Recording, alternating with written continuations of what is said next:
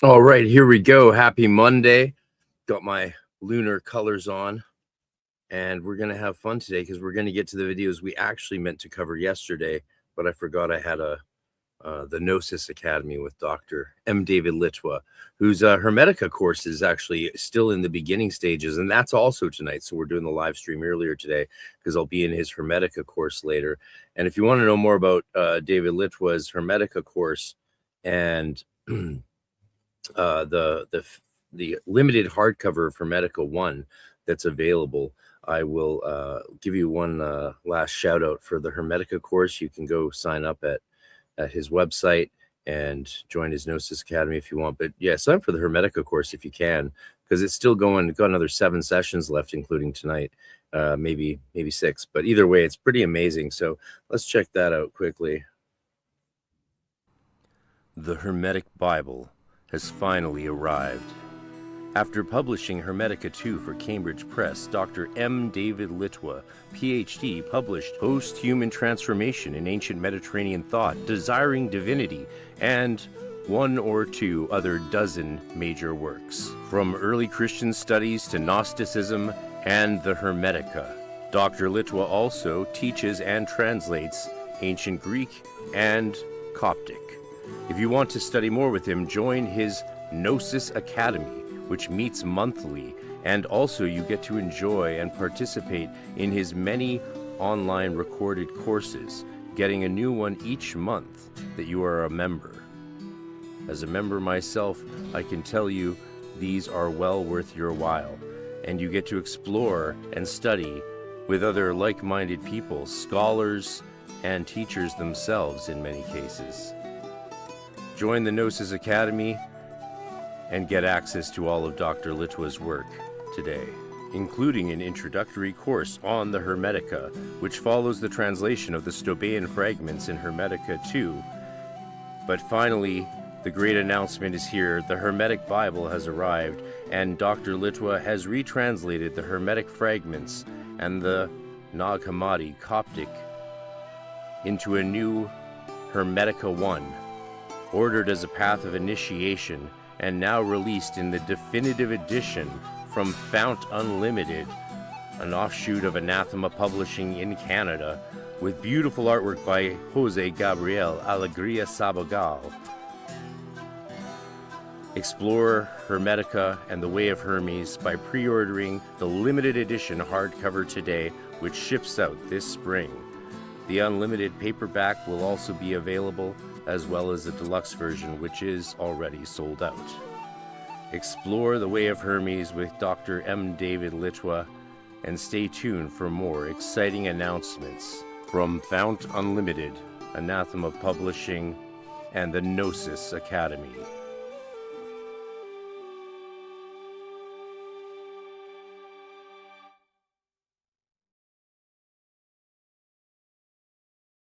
Very exciting. I hope you, those of you who are in the course, are enjoying it as much as I am, and we're only going to keep enjoying it more. It's on tonight. The Hermetica course is a different link. Let me know if you want me to put that in the comments, but you can probably find it yourself. Go to mdavidlitwa.com, go to his Hermetica course.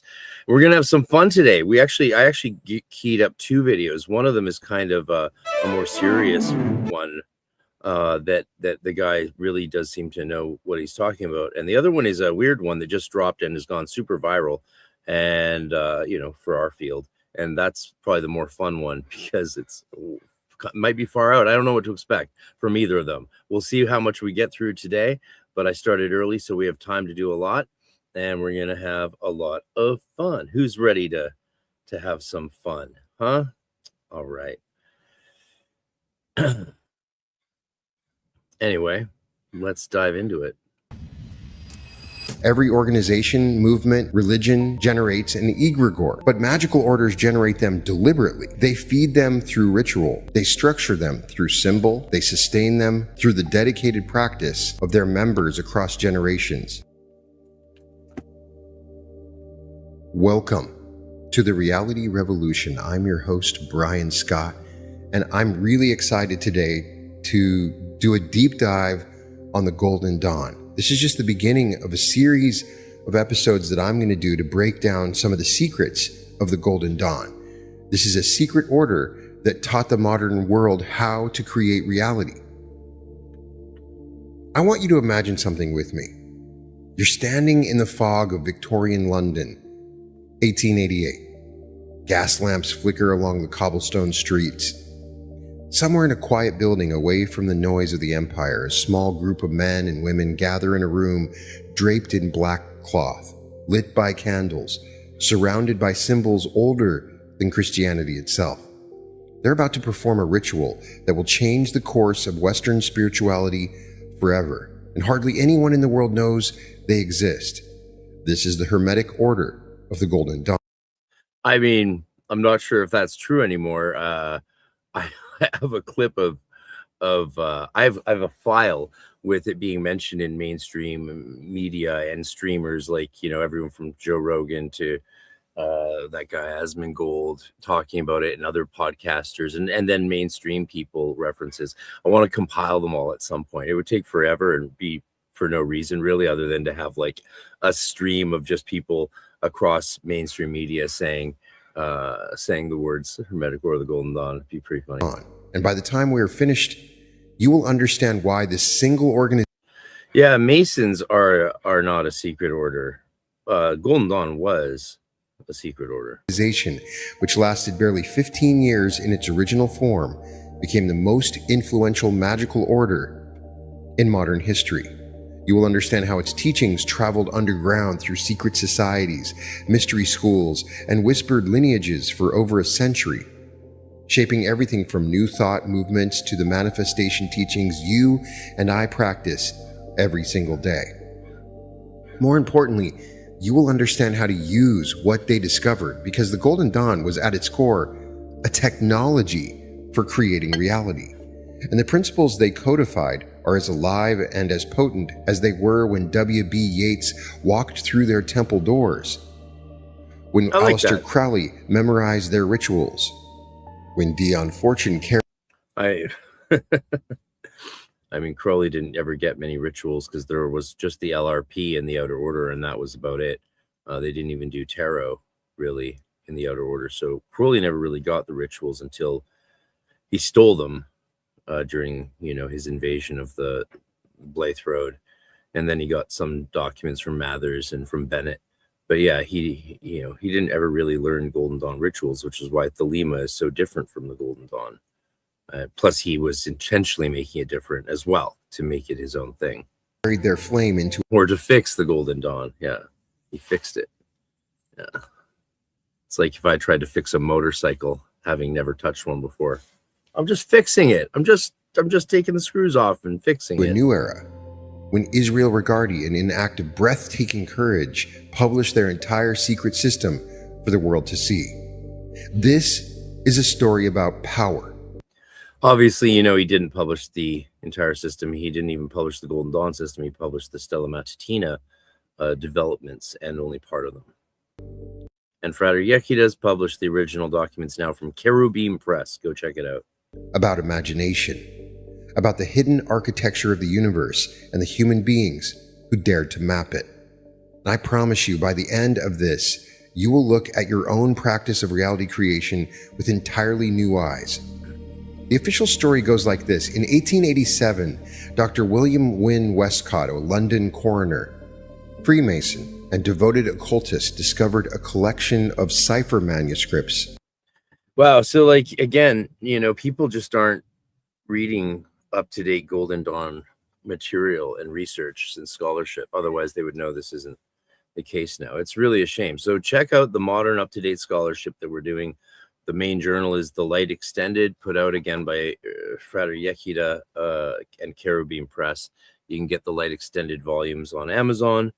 And the newest two have the updated history of the Golden Dawn with the evidence Dr. Fuller puts forth that debunks the Cipher manuscript argument. These documents were written in a code that, when deciphered with the help of his colleague S.L. McGregor Mathers, revealed the skeleton of an entire magical curriculum, rituals, grade structure, and elemental teachings drawn from the Kabbalah, Hermeticism, alchemy, astrology, and Egyptian mythology. Hidden among these pages was an address. It belonged to a woman named Anna Sprengel. Yeah, we miss Sam. He was a great contributor. Part of what I'm doing now is honestly kind of in honor of him, because he was the one really out there pushing for us to not return to some puritanical version of the Golden Dawn. And I know Nick sort of is pushing the opposite direction. You might see this tug of war seemingly between Nick Farrell and like the Scarborough mentality. You might think there's this tug war between allowing the Golden Dawn system to meet us where we are today versus uncovering ways to improve it based on how it was in the beginning. That's really not a tug of war that's going on. That's actually a balancing act. We're all just trying to balance the future with the past, and it just seems on the surface like there's some debate about how it should be done. When you really talk to any adepts or temple leaders, there's not too much actually of a debate. It's just people are doing it the way they're doing it. And the serious people are always interested in learning more. And some people don't want to learn more. And so they just want to do it the way they do it. And that's fine too. Cool that your sister lives in Austin. Hope you make it to EnokiaCon this November 6th through 8th. Be great to meet you. Be great to meet everyone. It's so cool just meeting people from all over the place at these events. And my only regret is I don't have more time to I should pull the mic near me, more time to hang out with everyone. So, you know, hopefully our events will be able to get slightly longer as time goes on. I know EnokiaCon 2027 in Prague will be an entire week-long event. A Rosicrucian adept living in Nuremberg, Germany. Westcott wrote to her, and the correspondence that followed resulted. See, we need to just get out there that this history has been debunked. All this history has been debunked. Yeah, it'll be cooler in November, but not, you know, they said not really much cooler, just less humid, apparently. Or some people said it would be hotter and more humid. I heard multiple things, but there was like rainstorms when I was there. So the weather's various. In authorization to establish an English temple of what would become the Hermetic Order of the Golden Dawn. Now, whether Anna Sprengel actually existed or whether she was an invention designed to lend legitimacy to the order, that debate has raged for more than 100 years. She was an invention designed to give legitimacy to Westcott more than the order. Westcott wanted that legitimacy and wanted his Cipher manuscripts to sort of make it seem like he was on equal footing with Mathers, who created the system over years of hard work. That's what Dr. Fuller's research shows. And honestly, it almost makes the story better, because the Golden Dawn understood something profound about the nature of reality that most people miss entirely. The origin of a thing matters far less than the energy it carries and the transformation it produces. Whether the Wow, that's like, yeah, that's the opposite of what the Golden Dawn believes. They didn't understand that the origin of a thing is the most important, matters more than the energy it produces and transformation it causes. That is insane. What a weird thing to say. Wow. Wow. Understood something profound about the nature of reality that most people miss entirely. The origin of a thing matters far less than the energy it carries and the transformation I misunderstood him. produces. That's why I wound it back. Okay, good. Whether the Cipher manuscripts fell from the sky, were discovered in a dusty Masonic storeroom, or were found on a London bookshelf, every version of the story has been told. The system they contain worked. The rituals transformed people.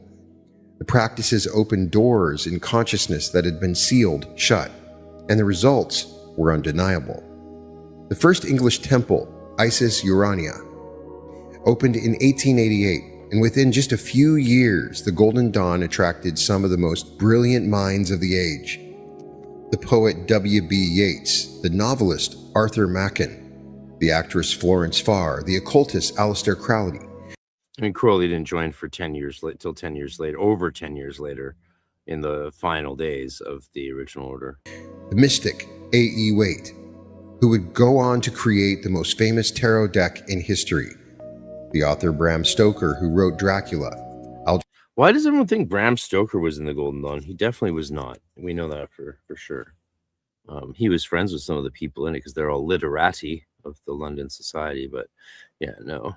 On Blackwood, one of the greatest supernatural fiction writers who ever lived.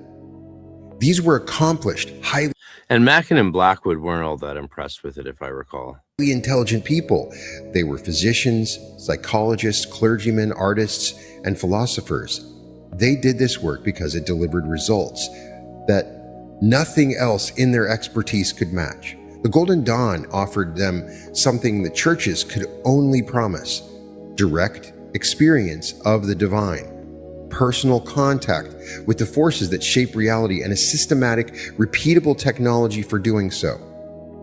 At the heart of the Golden Dawn system sits the Kabbalah, specifically the glyph known as the Tree of Life. And if you've spent any time studying reality creation, I mean, it's one of the components. It really isn't the heart of the system, I would say. The heart is like more Enochian magic because of the arrangement of the temple, the use of the tablets, how that allows the initiations to occur. And in the Neophyte initiation, there's very little Tree of Life. It's actually, and there's no Enochian at all. It's all Egyptian sort of theurgy and god forms, and some secret sauce. Consciousness, or manifestation. Understanding the Tree of Life will fundamentally upgrade your practice. The Tree of Life is a diagram of 10 spheres, called Sephiroth, connected by 22 pathways. Each sphere I'm realizing this music might be copyrighted and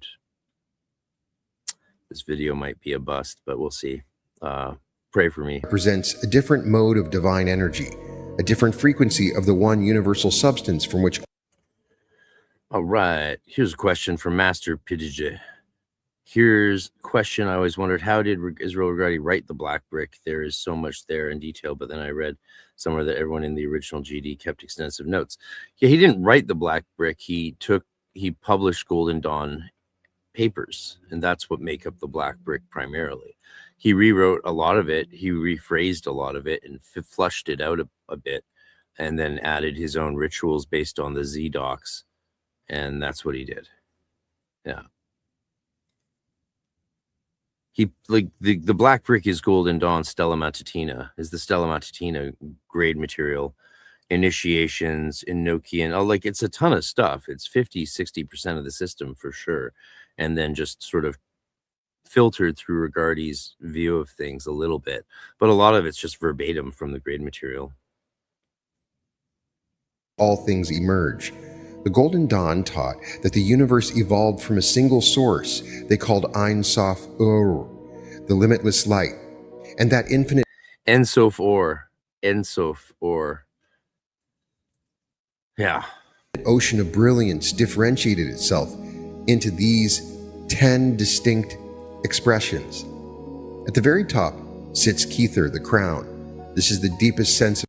And there's no view in Kabbalah that the Sephiroth represent a separation of God into different expressions. It's just that you can see God through these different faces. The spheres are the Partsufim, the faces of God, when you can see them as faces of reality, and the paths we often see as the paths of experience between those faces of God or faces of nature. Yeah.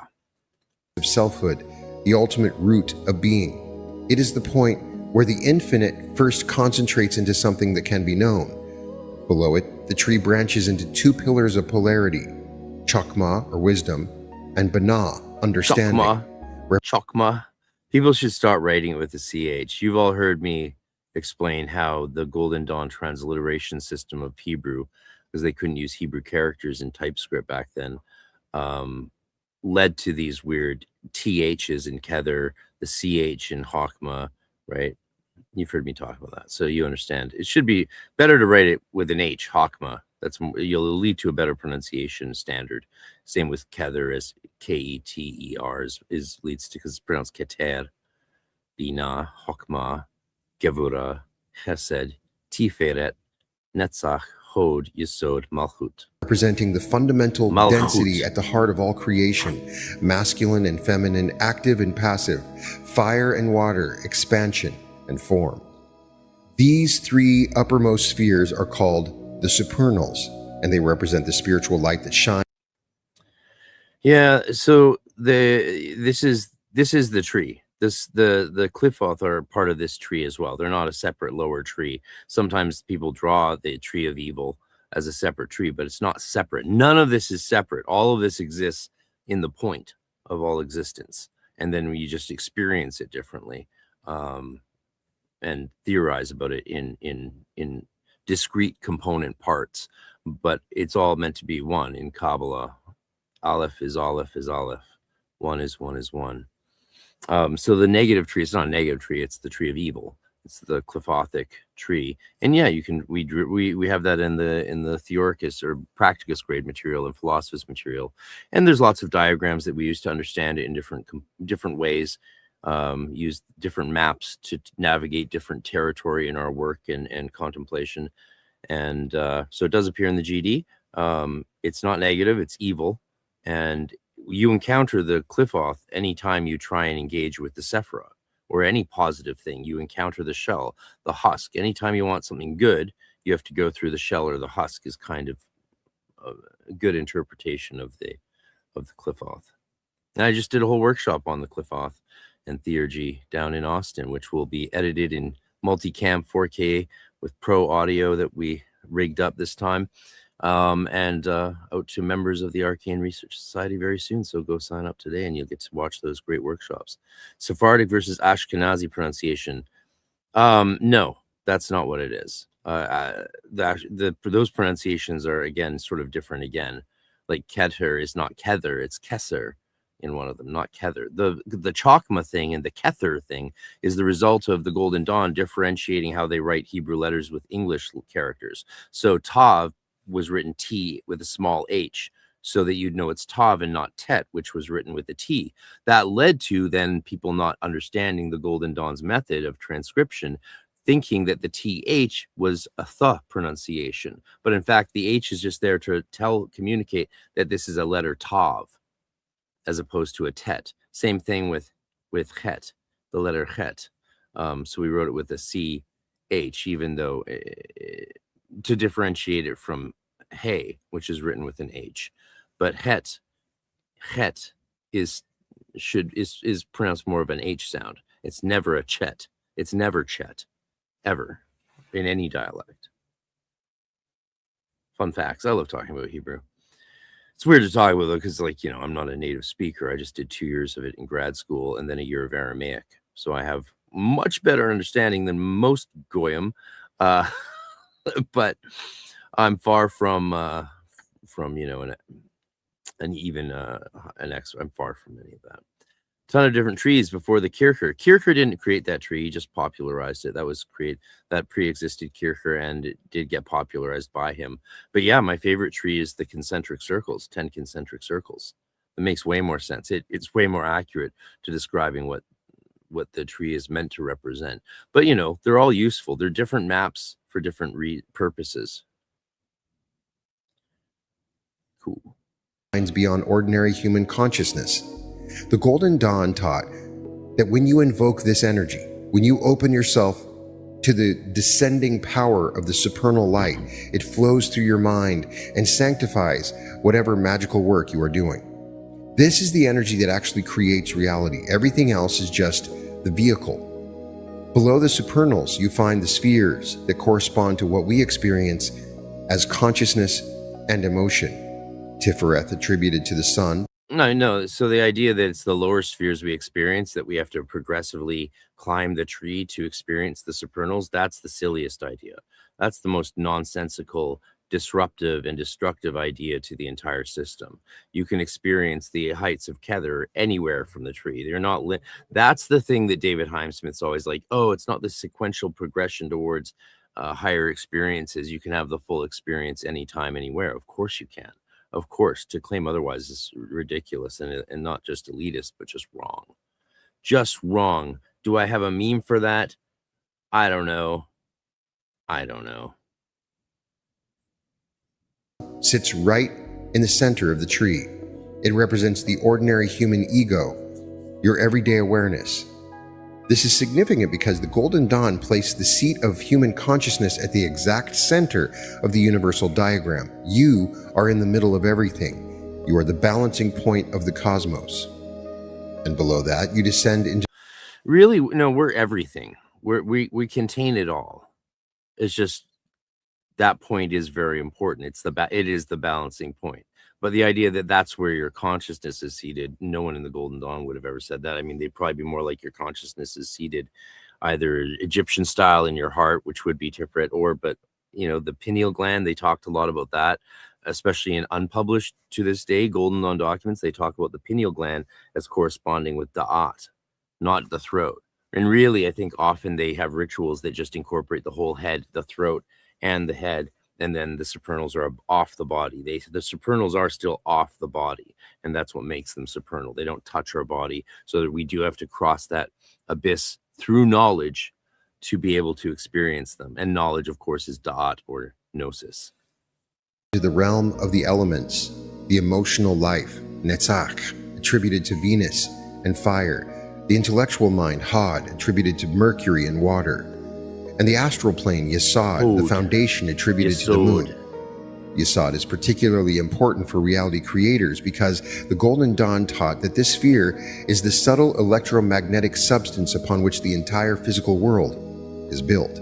It is the final template, the blueprint, the model. Change the pattern in Yesod, and the physical world must follow. At the very bottom sits Malkuth, the kingdom, the physical world, your body, the material plane.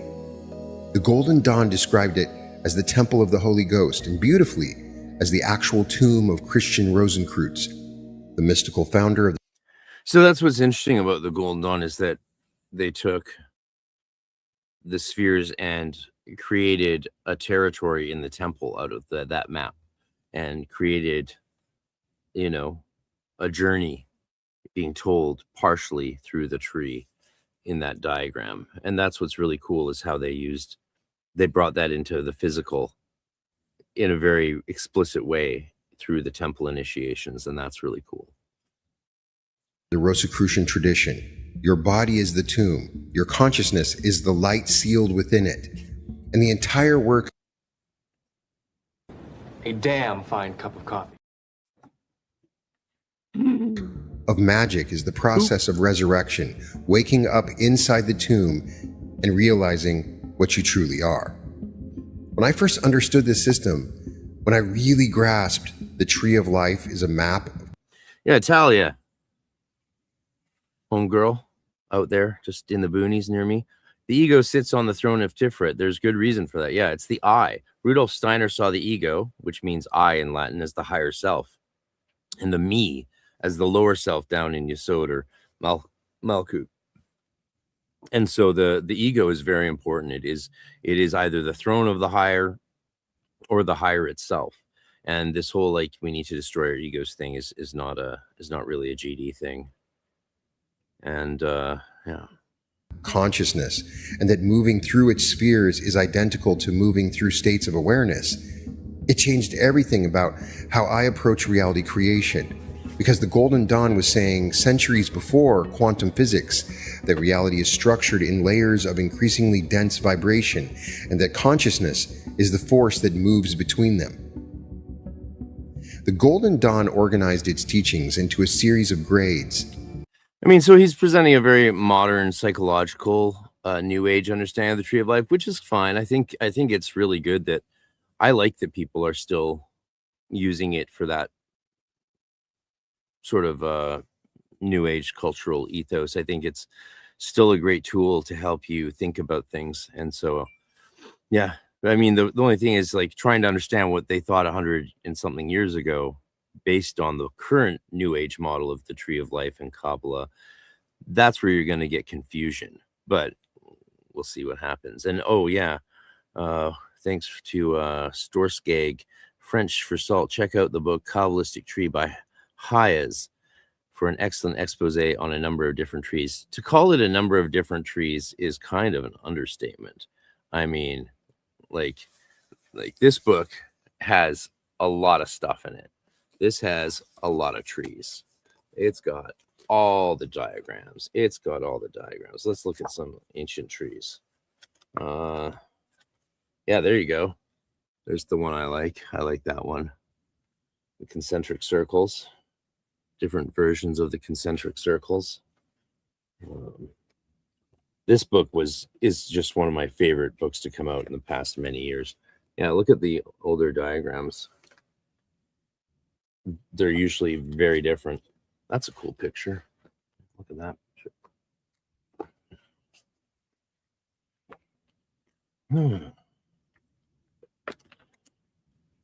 The fold out ones, yeah.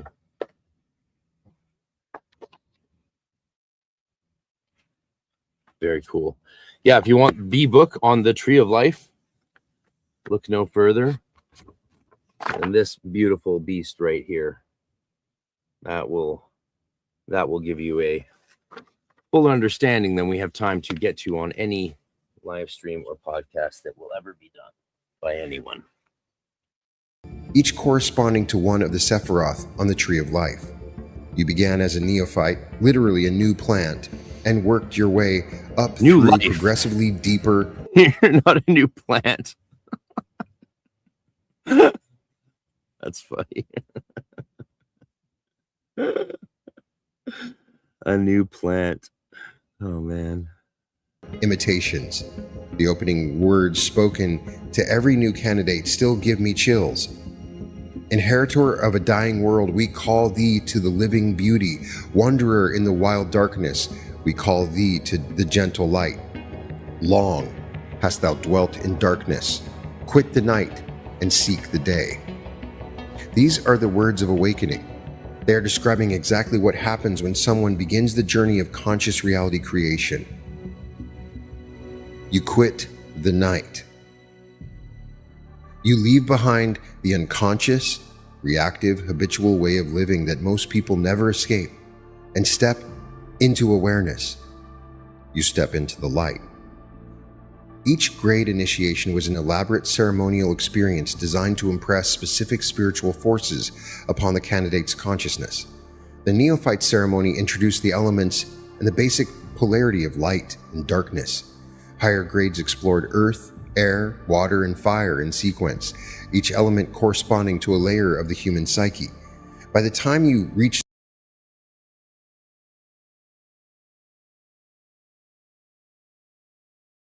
Explain how there's 45 paths. Good to see you here. Satori Kane, or is that a secret? You are. I don't know. Sorry if it is. the grade of Adeptus Minor, you had systematically confronted and integrated every fundamental force in your being. This is brilliant psychological technology. I mean, that's not what we see as happening, but yeah, it's a nice thought. Technology disguised as ritual. Carl Jung himself noted. Oh, he thinks it's psychology disguised as ritual. That's charming. Yeah, God and spirits don't exist. It's just psychology. It's just materialist neurons firing in our brain that trick us into thinking reality is different than we experience. The similarity between these magical practices and the processes he observed in his clinical work. Jung found that when his patients painted symbolic designs, mandalas, geometric patterns, images from the unconscious, it straightened out knots in their psyche and produced genuine healing. The golden... It's always fun when people cite Jung as showing how spirituality is just material neurons and psychology, given Jung so explicitly felt it wasn't. Like that famous incident with him and Freud in the office, and like a book telekinetically moved off the shelf, or a spirit moved it, and Freud just was like, yeah, I need you to leave now. I can't go here. I can't go here. Gary Lachman covered that in a blog post. Gary Lachman's blog is really cool.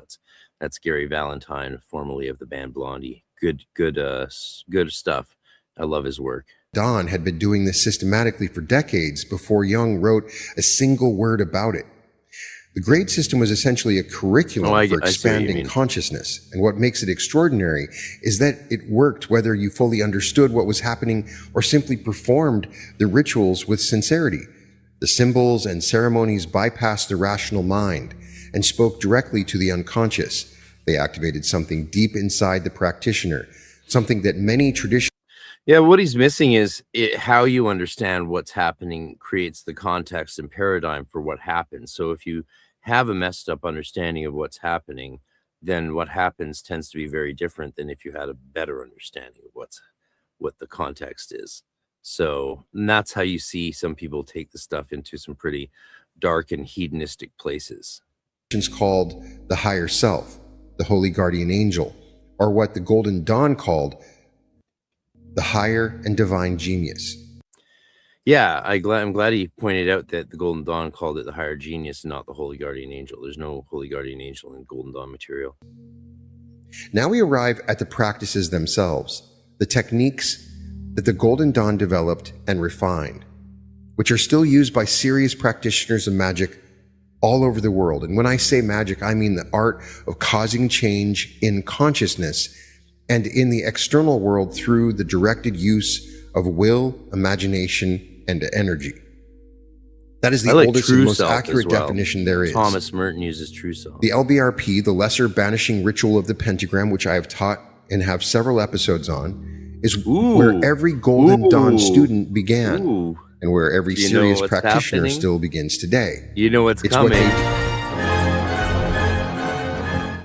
Who I consider one of the greatest living teachers of magic. We're going to cover his LBRP videos. That'll be fun. Maybe we'll do that tomorrow or the next day if there's time. And if you want me to, throw some love. So throw some love in super chats or buy some memberships and support the channel. And I want to do this more and more because it's fun. You guys are great. We get to talk about all this cool stuff in a very casual way that the algorithm actually appreciates. Unlike the videos that you spend 20, 40 hours on and that get 50 views. I've got a lot of those on my channel, so this is fun. So yeah, throw some super chats if you can, support the channel, become a channel member, get access to the coolest emojis, and you know, to put that all in one simple phrase. Money, please. My money. Magic has said that performing the LBRP and the middle pillar exercise daily for 1 solid year will produce effects in your life comparable to being initiated into the inner ring of the Golden Dawn itself. That's so ridiculous. How would doing a banishing ritual that we only do as a footnote to the actual ritual, the LIRP, how would that doing banishing the LBRP for a year make you equate to going through all 7 initiations and doing all the years of work, training, and meditation? That is equivalent. I'm sure Damien did not say that. Actually, I haven't responded to his last message. Holy shit. I just remember me and Jason sent him a video message from the backyard of this punk club Casino South in Austin to invite him to this year's EnokiaCon. He responded right away that he just is not in the magical world much anymore and doesn't really want to be. And of course, that's largely due to you-know-who bullying him for ages. So yeah, I need to actually respond. I'll respond to Damien while we're listening, and let him know that of course I know he doesn't want to be a part of the magical occult community in the world anymore, and we get it. He doesn't owe anyone anything. He doesn't owe anyone anything, and yeah. So, but it'd be great if he did come. A practice that you can do in your bedroom every single day that carries the accumulated spiritual force. Oh yeah, what's he say? He says, well, keep it in mind. I love Texas. I have to be honest with you, though. I'm doing all I can to get away from the world of magic. I'm pretty much just teaching martial arts now. I'm doing 4 Way of the Swords retreats in 2027. So if you like Damien, go to one of his Way of the Swords retreats. Shout out. We love you, Damien. Go to, I'd love to do sword fighting with Damien. That sounds like fun. 2 in New York, 1 in North Carolina, and 1 in Italy. Amazing. Italy, North Carolina, New York. Go do sword fighting with Damien Echols. We love you, Damien. You don't owe the world anything. Have fun. Have life abundant, because the glory of God is every creature fully alive. But if you do make it to Austin, Texas, we, of course, will roll out the red carpet anytime you want to come. I don't know what the Grackle is from the Grackle. Master PG Day Brigida says, my ceremonies from LAGD were epic productions, Hollywood quality, and this added incredible amount of feeling still gives me chills. Yeah, which were you, FGDU, my old crew with Ramses, or who were you with in LA? Love to know. Of over a century of dedicated practitioners. That's interesting. Invisible Scientist says, I thought the point of magic was to get to the point where you don't need to use it. That, to me, like, again, magic is a cognate term with religion, whether people like that or not, it is. So ask yourself if it works that way as well. is the point of religion to get to the point where you don't need to use it? Or is it a way of living your life? I would say magicians are people who live magic. So I'm not sure about getting to the point where you don't need to live what you live anymore. If you're talking about achieving some state of higher enlightenment or gnosis where you are united with your divine self and don't need to do any of the rituals or structures anymore, even magically, that doesn't hold up as an argument because, you know, I mean, if you want to claim to be some sort of demigod guru who can just think things and they come true, that's certainly something people do. But yeah, I find like many people who have done this for decades and decades, if you stop doing magic, things change. Things change. You return to the undulations and fluctuations of nature in a very, not in a fast way. I watched my circle slowly disintegrate and dissolve during the one break in my life I took from ritual work when I was disabled and in excruciating pain from morning to night unless medicated. It was brutal for 4 years, basically. And it was interesting to feel, because my circle had been built so long for so many, over almost 20 years when I stopped doing ritual work. It was interesting because it really lasted a long time. But I remember when it was finally just gone. And then it had to be rebuilt. And that was interesting.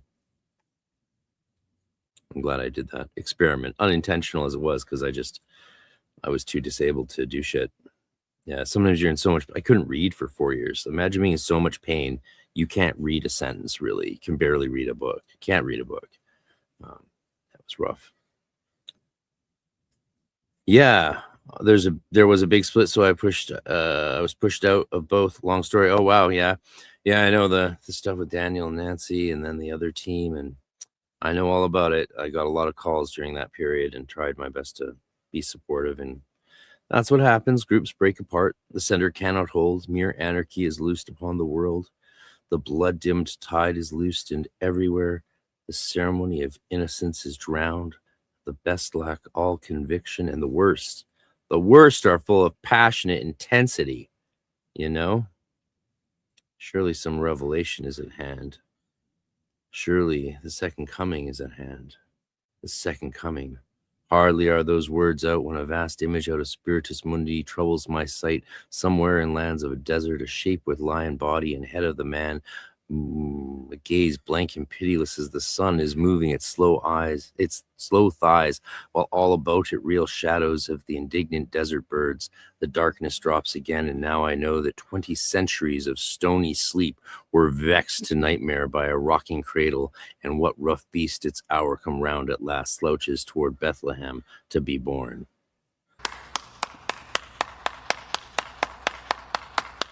Thank you very much. Back to the show. The power of what the Golden Dawn created.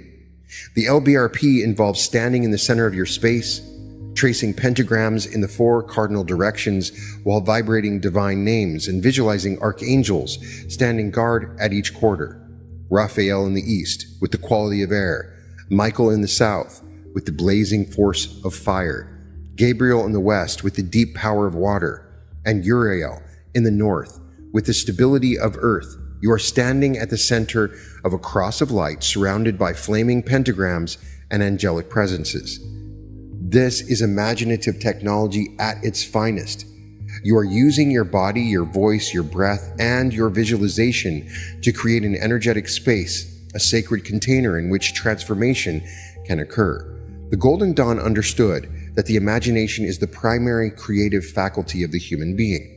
They understood that when you build a vivid, emotionally charged inner image and sustain it with focused will, reality reorganizes itself around that image. Sound familiar? It should, because this is precisely what Neville Goddard taught. And it is exactly here that the Golden Dawn and the Neville Goddard lineage converge in the most fascinating way. Here's where this story gets personal. Israel Regardie was the man who published the complete Golden Dawn system in 1937, breaking the oath of secrecy that had protected these teachings for 50 years. He was also Aleister Crowley's personal secretary in the early 1930s. He was a trained psychotherapist who combined Reichian bodywork with ceremonial magic. He was, by any standard, one of the most knowledgeable and experienced magical practitioners of the 20th century. and Israel Regardie personally knew Neville Goddard. In his 1946 book, The Romance of Metaphysics, Regardie devoted an entire section to profiling Neville. He attended Neville's lectures at the Old Actors Church on 49th Street in New York City, where 400 to 500 people gathered multiple nights a week to hear this electrifying teacher from Barbados speak about the creative power of... Okay, I wrote back to Damien finally. Can't believe I forgot a whole week went by. That's so embarrassing. Yeah, talk to you soon, Talia. Jet lagged. Yeah. Come take one of your sports cars down to the beach here and take me a ride around the Stanley Park, eh? Keep posting pictures of these gorgeous cars and don't offer me a ride. What's that about, Talia? Come on. Gearing up for that Yeats video. Well, the Yeats video will be end of summer. I've got a lot of things I'm putting off to end of the summer because I have so much to do until then. But yeah, it'll be fun to make a Yeats video that's just like a fun, creative, exploratory video on Yeats. I've always wanted to do that, and now that I'm using DaVinci Pro for editing and sound and stuff with this new computer, the sky's the limit. So I can do a lot of things now. I hope the sound on this video doesn't fuck us. Mobius, cheers, mostly complete, sort of. Yeah, let's do it. Imagination. Regardie described Neville I as missed a some of the dynamic, stuff they said, but that's handsome, okay. and thoroughly disarming personality whose presentations of truth were forceful and sincere. He recognized that Neville's method, the practice of entering a drowsy meditative state and imagining the feeling of the wish fulfilled until it hardens into fact, was the distilled essence of everything the ceremonial magic traditions had been working toward. And here's the line that should stop every reality creator in their tracks. Israel Regardie, the man who published the entire Golden Dawn system, the man who studied... Oh, did he? Did he say something about the black brick? I mean... Yeah, it's hard on all those, it's funny because so many people are doing so much work and have done so much work to expand our knowledge and history of the tradition. And it's just hard to advertise and get the word out there. And so many people just want to say, hey, this book is the thing. When anyone who's tried to learn from that book can tell you, like, yeah, I think it's missing a few things. It's missing some stuff. Yeah, you're very welcome, Rose Fox Muse, to be here and learn. Welcome. So... thinking, feeling, willing, right. Crowley, Absolutely. the man who knew more about Western Western ceremonial magic than almost anyone alive, said of Neville Goddard, "Of all the metaphysical systems with which I am acquainted, Neville's is..." What did he just say? Should stop every reality creator gathered multiple nights a week to hear this electrifying teacher from Barbados speak about the creative power of imagination.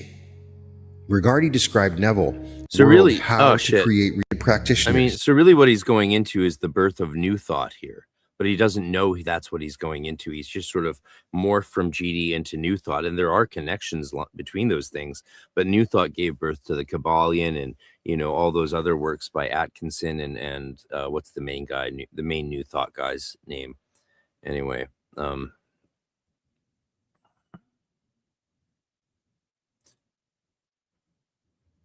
and Reich was a creep. Sound familiar? It should, because this is precisely what Neville Goddard taught.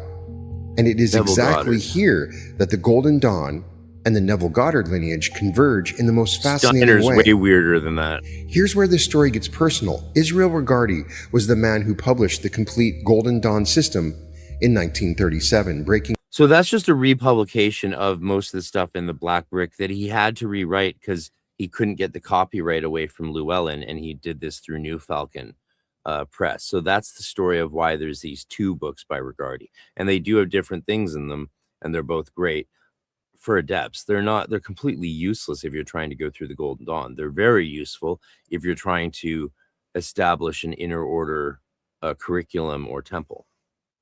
The oath of secrecy that had protected these teachings for 50 years. He was also Aleister Crowley's personal secretary in the early 1930s. He was a trained psychotherapist who combined Reichian bodywork with ceremonial magic. He was, by any standard, one of the most knowledgeable and experienced magical practitioners of the 20th century. Yeah,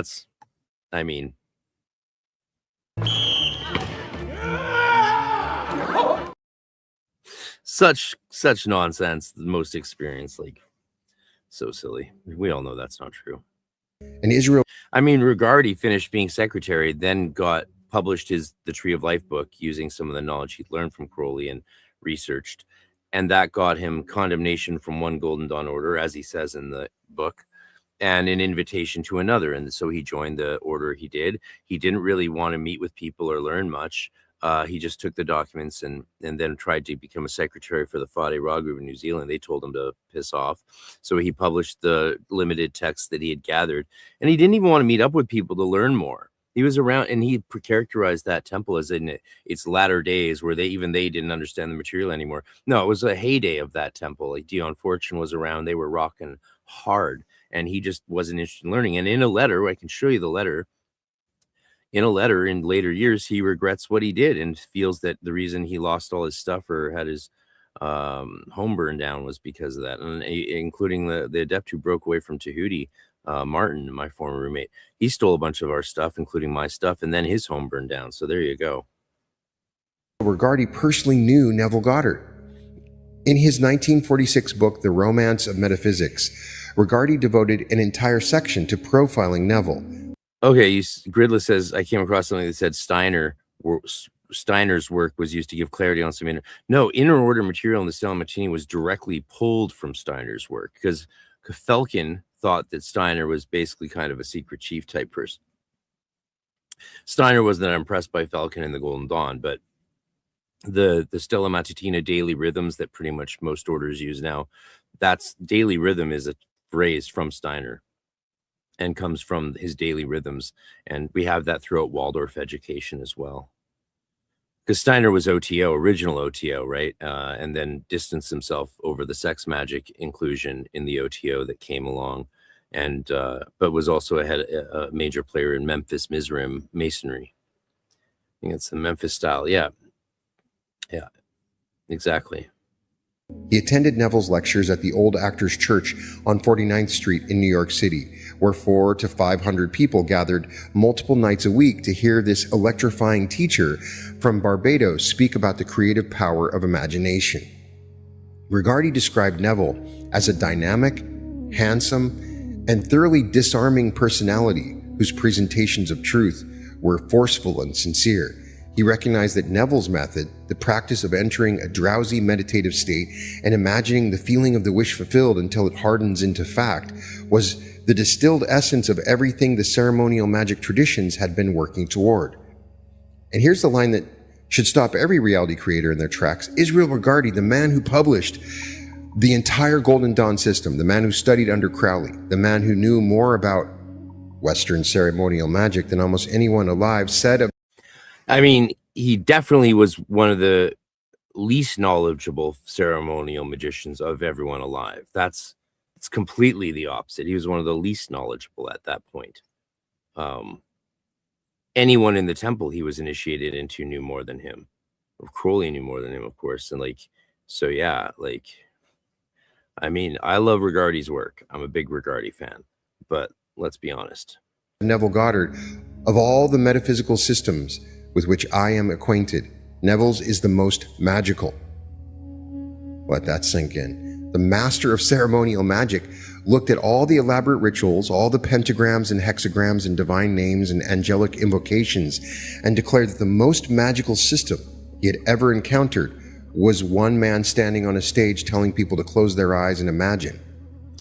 So that there shows you how little Regardie knew if he had never done stuff like that or done it in the Golden Dawn. It's like maybe he should have done the Golden Dawn work and he would have experienced stuff like that where, because in the Golden Dawn, we never sit and are told to close our eyes and imagine something. That's not like the basis of all our work or anything like that. So ridiculous. This guy's getting a bit loopy. I love the New Age stuff. I'm a proud and fluent speaker of Wu. And it's what I grew up in. It's the religion of my birth, basically. So I love it, but it does get off its rocker sometimes. It jumps the shark. But I don't know about you, but I take comfort in that. We need a little crazy in this world. Not too much, just a little. This is staggering, and it reveals something essential about the nature of magic itself. All the ceremony, all the regalia, all the symbolic architecture of the Golden Dawn, every single piece of it existed for one purpose. there's not really a difference between imagining and visualizing. It's the same faculty, the same fantasia faculty that we have. To train the imagination, to develop the practitioner's ability to create vivid, emotionally charged inner states, and to sustain them with absolute conviction. The rituals were the training wheels. The imagination was always the engine. Neville had somehow arrived at the destination without... I mean, there's more than imagination. You need will. I mean, the thing people struggle the most with more than imagination is will. The most common question we get is, how do I get the will to do the work? It's like, well, that's the one thing no one can give you. If you don't have that fire, no one can give it to you. Without needing the elaborate vehicle. His teacher, Abdullah, the mysterious Ethiopian rabbi who trained him for 5 years, gave him the direct method. And Regardie, with his encyclopedic knowledge of the entire Western magical tradition. Oh.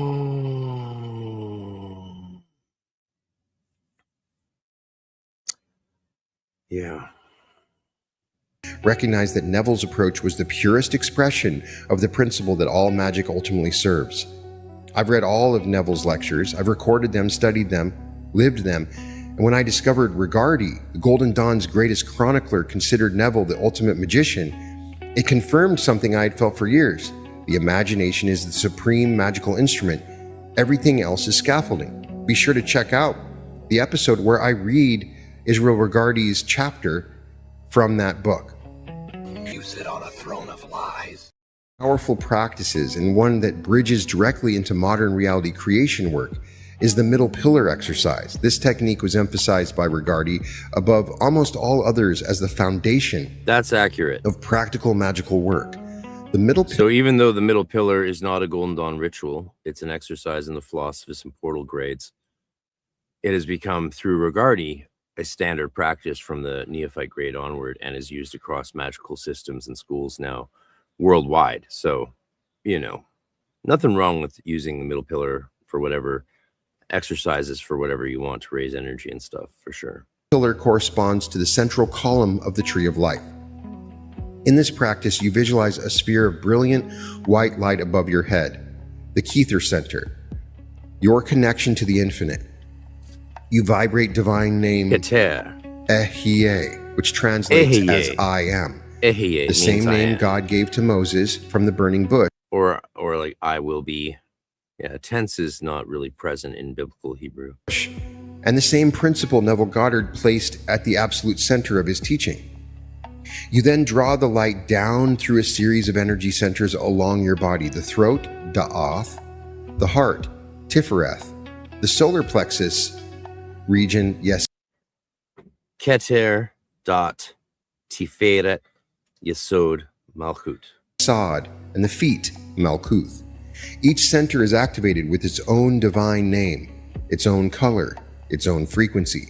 By the time we use divine white brilliance for all of them, because if you lower the color, then you're missing the higher worlds. So you want the light to come from the highest world, from Atzilut to Asaya, however you want to pronounce it. Asaya, doesn't really matter, but Asaya. You want the light to come in each sphere from Atzilut down to Asaya.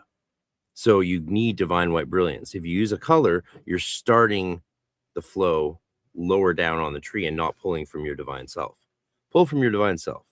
Don't make the mistake so many of us made in the 90s.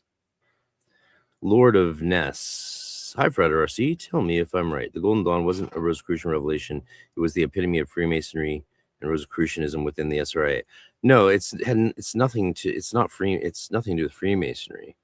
The Golden Dawn is a magical order created out of the Rosicrucian tradition, which comes through the SRIA, which happens to only let Masons in it, and the OGR, the Orden Goldene Hosenkreuze in Germany.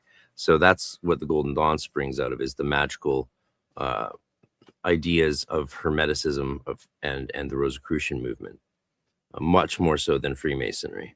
And I showed that yesterday in the stream. I showed that the Golden Dawn doesn't pull from Freemasonry very much compared to what it pulls from the Orden Goldene Rosenkreuze and this SRIA, which pulls from the OGR as well. So I showed the grade structure in yesterday's stream, and you can see the Golden Dawn straight grade structure comes from that, not from Masonry. Masonry structure is actually more used in the OTO, and someone pointed that out yesterday. It's actually the OTO that's more structured on Freemasonry than the Golden Dawn, which is more based on Rosicrucianism. Obviously, these things are all very interconnected, especially at that time period. Time you complete the exercise, you've established a column of divine light running from the crown of your head to the soles of your feet. You have become the living tree of life. Damien Echols practiced this exercise for hours every day while he sat on death row for nearly 2 decades. A man wrongfully convicted of... So this guy's just not citing Damien correctly. Damien used much more powerful inner order techniques than the LBRP to affect his release. Murder, locked in a concrete cell, beaten by guards so severely he urinated blood, and he used this practice from the Golden Dawn to maintain his sanity, to feed his spirit, and ultimately generate the energy that contributed to his freedom. Damien has described how he would spend 8 hours a day doing magical work in his cell. He would trace pentagrams in the air, vibrate divine names, circulate energy through the middle pillar centers, and he has said openly that the Wicca of his youth seemed superficial once he encountered the Golden Dawn system, because the Golden Dawn offered a precise, systematic technology for transforming consciousness. I love Damien Echols, and I'm really hopeful that we're going to get him on the program and interview him. I believe he's one of the best teachers of magic currently alive, because he proved something that most people only theorize about, that these practices work even in the most extreme conditions imaginable. When you have absolutely zero physical resources, when the entire external world is aligned against you, the internal world, the world of imagination, will, and energy still responds. The technology still functions. Sorry, folks, I got a troll here. I need some moderators for the YouTube. Who wants to moderate? Okay. 42. A paper is required from each SRIA members to advance to the next grade. Lots of SRIA papers yet there, yeah. Yeah, I'm friends with a guy down at my lodge here who has the charter of the SRA for Canada. He doesn't even like them.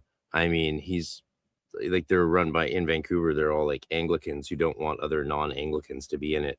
And most people I know who have been in it are just like, yeah, they're just writing papers and stuff.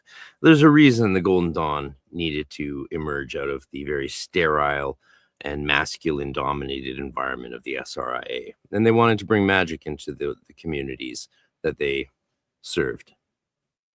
Soy boy. All I eat is beef and lamb. How am I a soy boy? Jesus Christ. These silly fuckers. Functions. The architecture of consciousness Thank you. Still holds. This is the ultimate test of any system of reality creation. Does it work when everything else has been stripped away? The Golden Dawn system passed that test through Damien Echols, and Neville Goddard's method passes it every single day through the thousands of practitioners who are proving it in their own lives. Here's something I want you to understand, because it will transform how you approach a spiritual practice. I know that some of you do not believe in magic, and I understand that. If that's true, I'd love to see some of that material, to see if that's the case, if they pulled Godforms out of Memphis Mizraim. That would be really interesting. No one in the Golden Dawn has really talked about that I've ever seen. So yeah, link it up if you got some knowledge on that, if you got some evidence. That'd be very cool. That'd be a good paper to throw into Light Extended. This does not have to be true to you. When you perform a ritual that has been performed by thousands of people over more than a century, you are tapping into something far greater than your own individual effort. The Golden Dawn rituals have been performed by dedicated practitioners since 1888. Every single time someone traces a pentagram in the air, every time someone vibrates the name of an archangel, every time someone walks the circumambulation of a temple, physical or imagined, that act creates an impression in what we might call the Akashic field. It leaves a trace, it deepens a groove, it adds energy to a pattern that already exists in the subtle fabric of reality. When you say, yeah, well, you know, that's just like your opinion, man. For 130 years of practice, You are plugging into a current that has been strengthened by Yeats, Crowley, Regardie, Dion Fortune, by Damien Echols, and by countless anonymous practitioners who dedicated their lives to this work. The ritual has power because of the Akashic memory of every prior performance. This is why... See, I always find, I'm not a big fan of using the word Akashic to refer to spirit. Like, what do you mean by Akashic? It's just you're creating a technical term where no technical term is needed. And it's also a technical term that's a foreign term that has its own baggage from foreign systems. So much better to find a way to describe these things in a way that they actually are understood in our traditions. Lineage matters in magical traditions. This is why established rituals carry a force that newly invented ceremonies simply cannot match, because they have been done. Oh, that's a nonsense point of view. That lineage, I mean, the Golden Dawn, for example, doesn't really even do lineage. Only in colloquial, popular dialogue do we sort of go with that, but it's not how the system works. And the idea that a ritual is more powerful because it's older or has been done for a long time is nonsense. Rituals are more powerful because the spirits behind them make them work, including your own spirit. And that's what makes a ritual powerful. They've been lived. The Akashic field remembers them. Yeah. And when you reproduce the same pattern, you access the full depth of that memory. Think about this in terms of Neville Goddard's teaching on states of consciousness. When you enter a state, when you assume the feeling of wealth or health or love, you are entering a pre-existing structure in consciousness. That state already exists. It has been occupied before by others. You are tuning in to its frequency. The Golden Dawn rituals function the same way. They are pre-built states of consciousness. No, the Golden Dawn understood its rituals to work the same way that grimoire magic and PGM magic and all of history's magic worked, is through the aid of spiritual creatures. And of course, our whole unholy daimon is one of those spiritual creatures. But it's not this whole thing he's saying. Refined and charged by generations of practitioners waiting for you to step into them. I incorporate this understanding into my own practice when I work with the techniques I teach on this channel: reality transurfing, quantum jumping, future self techniques, the work of Neville Goddard, the Law of One material. Quantum jumping. I am aware that I am accessing streams of practice that have been energized by millions of people, and that awareness amplifies the effect. You are joining a current. You're adding your energy to an ancient river, and river carries you. Yeah.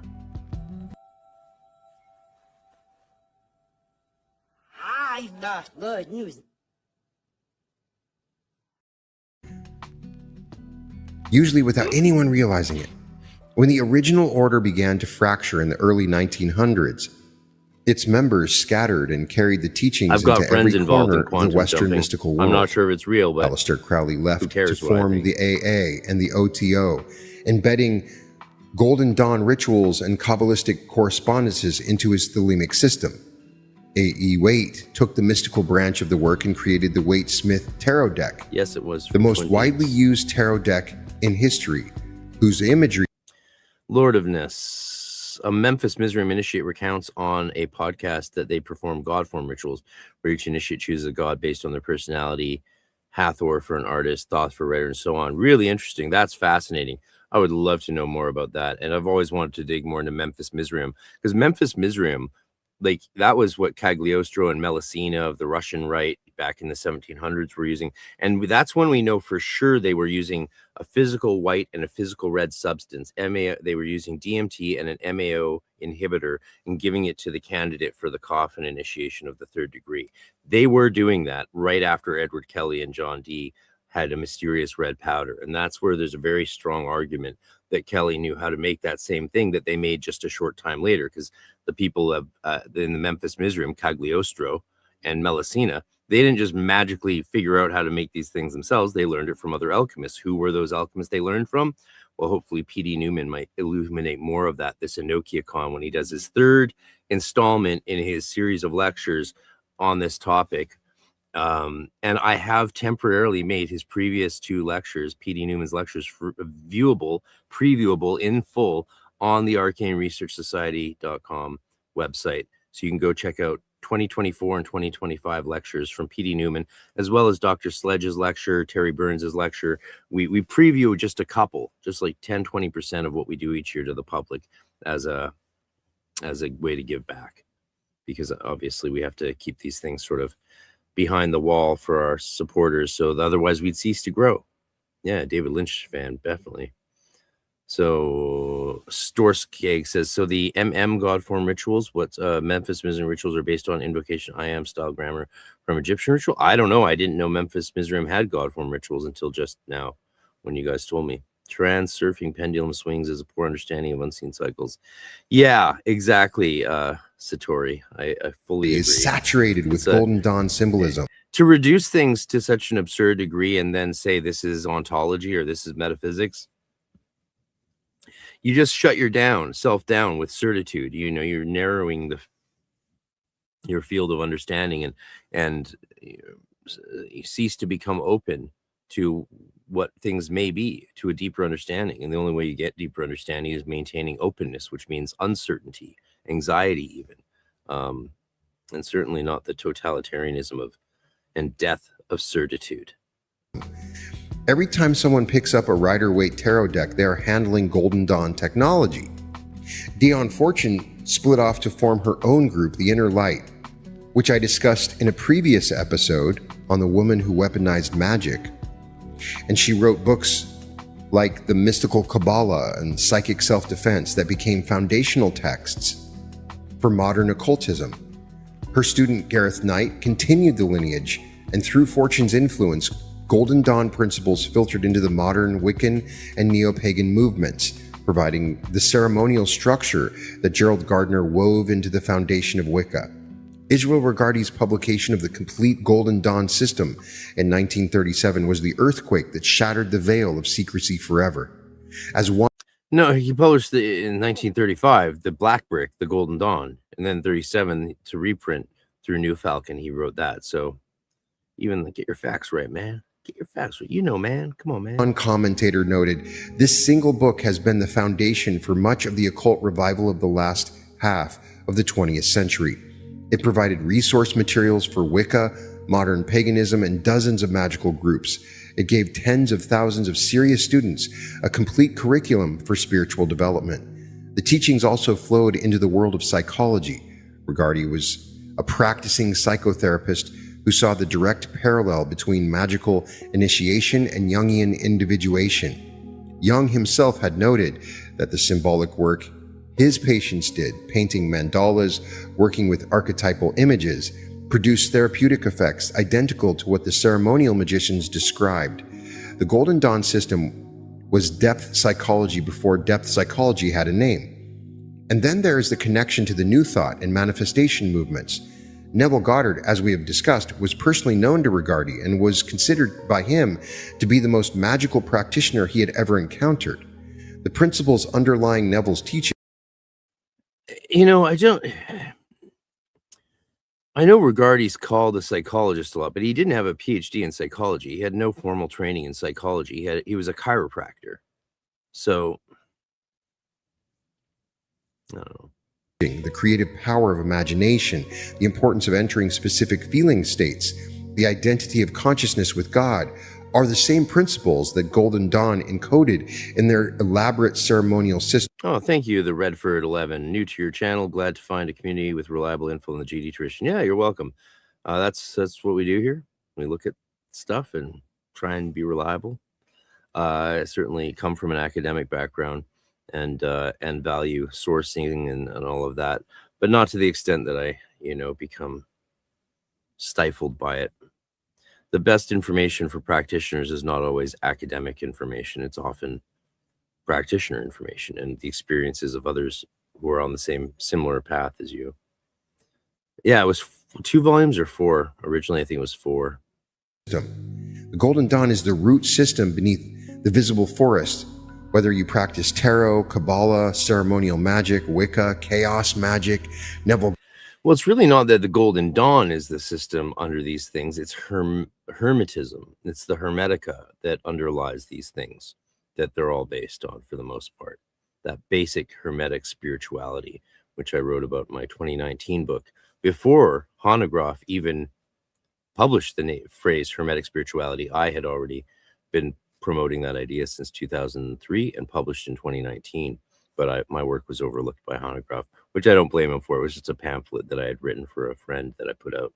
Goddard's imaginal techniques, or any form of modern manifestation work, you are standing on ground that the Golden Dawn prepared.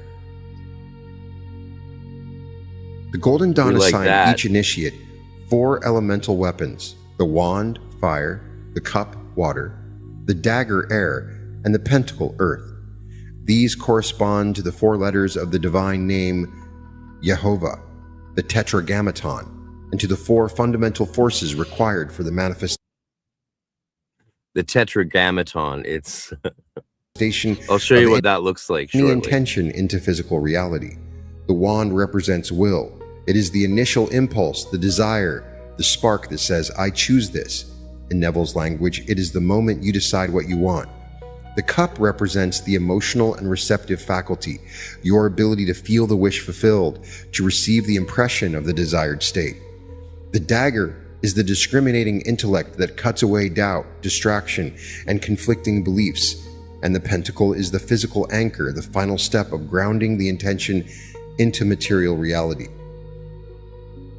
Every act of reality creation follows this sequence. You decide what you want, the wand. You feel it is already accomplished, the cup. You eliminate Okay, this is crazy. So I just tried to make a tetragrammaton image where the tetragrammaton and a gammon are fused, and it said it violates content policies for hateful images. So I can't even make a funny image fusing to reference his misspeaking. It's not wild. Like, we're just not allowed to even make jokes about someone's misspoken phrase that causes a funny image. Like, the tetragrammaton is a funny image in your head, right? But no, we can't represent that visually. That's evil. That's illegal. How dare we? How dare we? Contradictory thoughts and beliefs, the dagger, and you ground it into physical expression through action and embodiment, the pentacle. The Golden Dawn insisted that each student personally manufacture their own magical instruments. They taught that the act of creating these... No, that was only done in the inner order, not in the outer order, ever. And really, it shouldn't be done in the outer order. Oh, thank you very much, Durando. Are your best videos in your own opinion? Oh God, I'm not the person to ask. One of my best videos. It really depends what you're looking for, because what will be best for some won't be best for others. Again, it's that kind. I would hate to say that to you, but it's that kind of thing. Others would be better to go tell you. Yeah.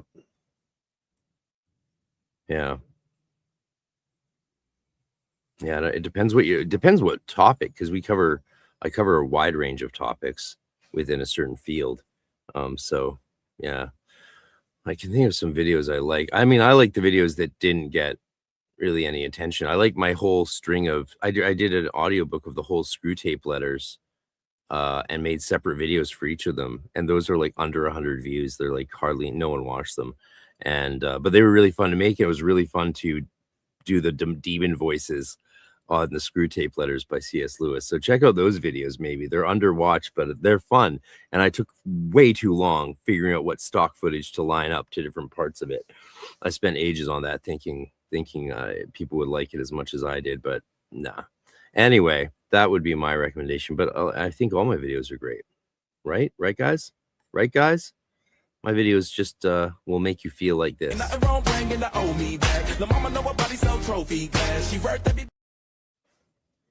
Physical symbols, painting them, carving them, consecrating them, activated something dormant within the practitioner.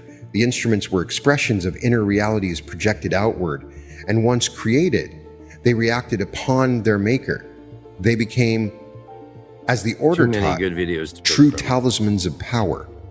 The principle applies directly to your manifestation practice when you create physical anchors for your intentions, vision boards, written affirmations, symbolic objects.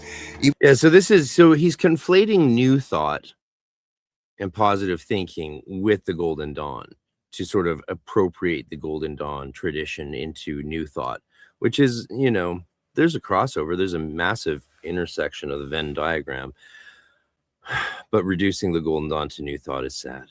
In the physical space where you meditate, you are manufacturing your magical weapons. You're externalizing inner states and giving them form, and those forms react upon you. They reinforce the state. They deepen the groove. They make the invisible visible. One of the most distinctive practices of the Golden Dawn was the vibratory technique, the practice of intoning divine names with the entire body until you felt the vibration resonating through every cell of your being. Absolutely, he nails this. I mean, again, as much as I'm, you know, differentiating things in this video, overall, this way of thinking, this whole approach is a very, very positive way to approach the Golden Dawn system. Much more positive than, you know, our haters would like to promote.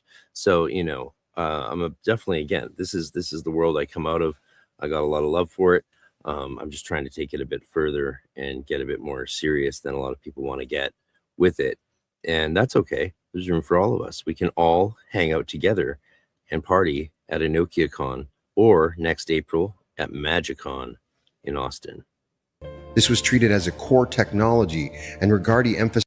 In fact, let's do a little, take a quick minute. You can go, yeah, let's take a minute to, if you don't know, I'm doing all these events. I just did a successful event in Austin, and I've got another successful event coming up this in Austin.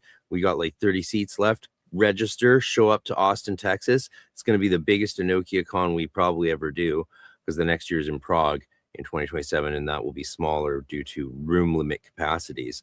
But come to Austin this November. The list of people presenting is amazing. Check it out. I wrote a song about it.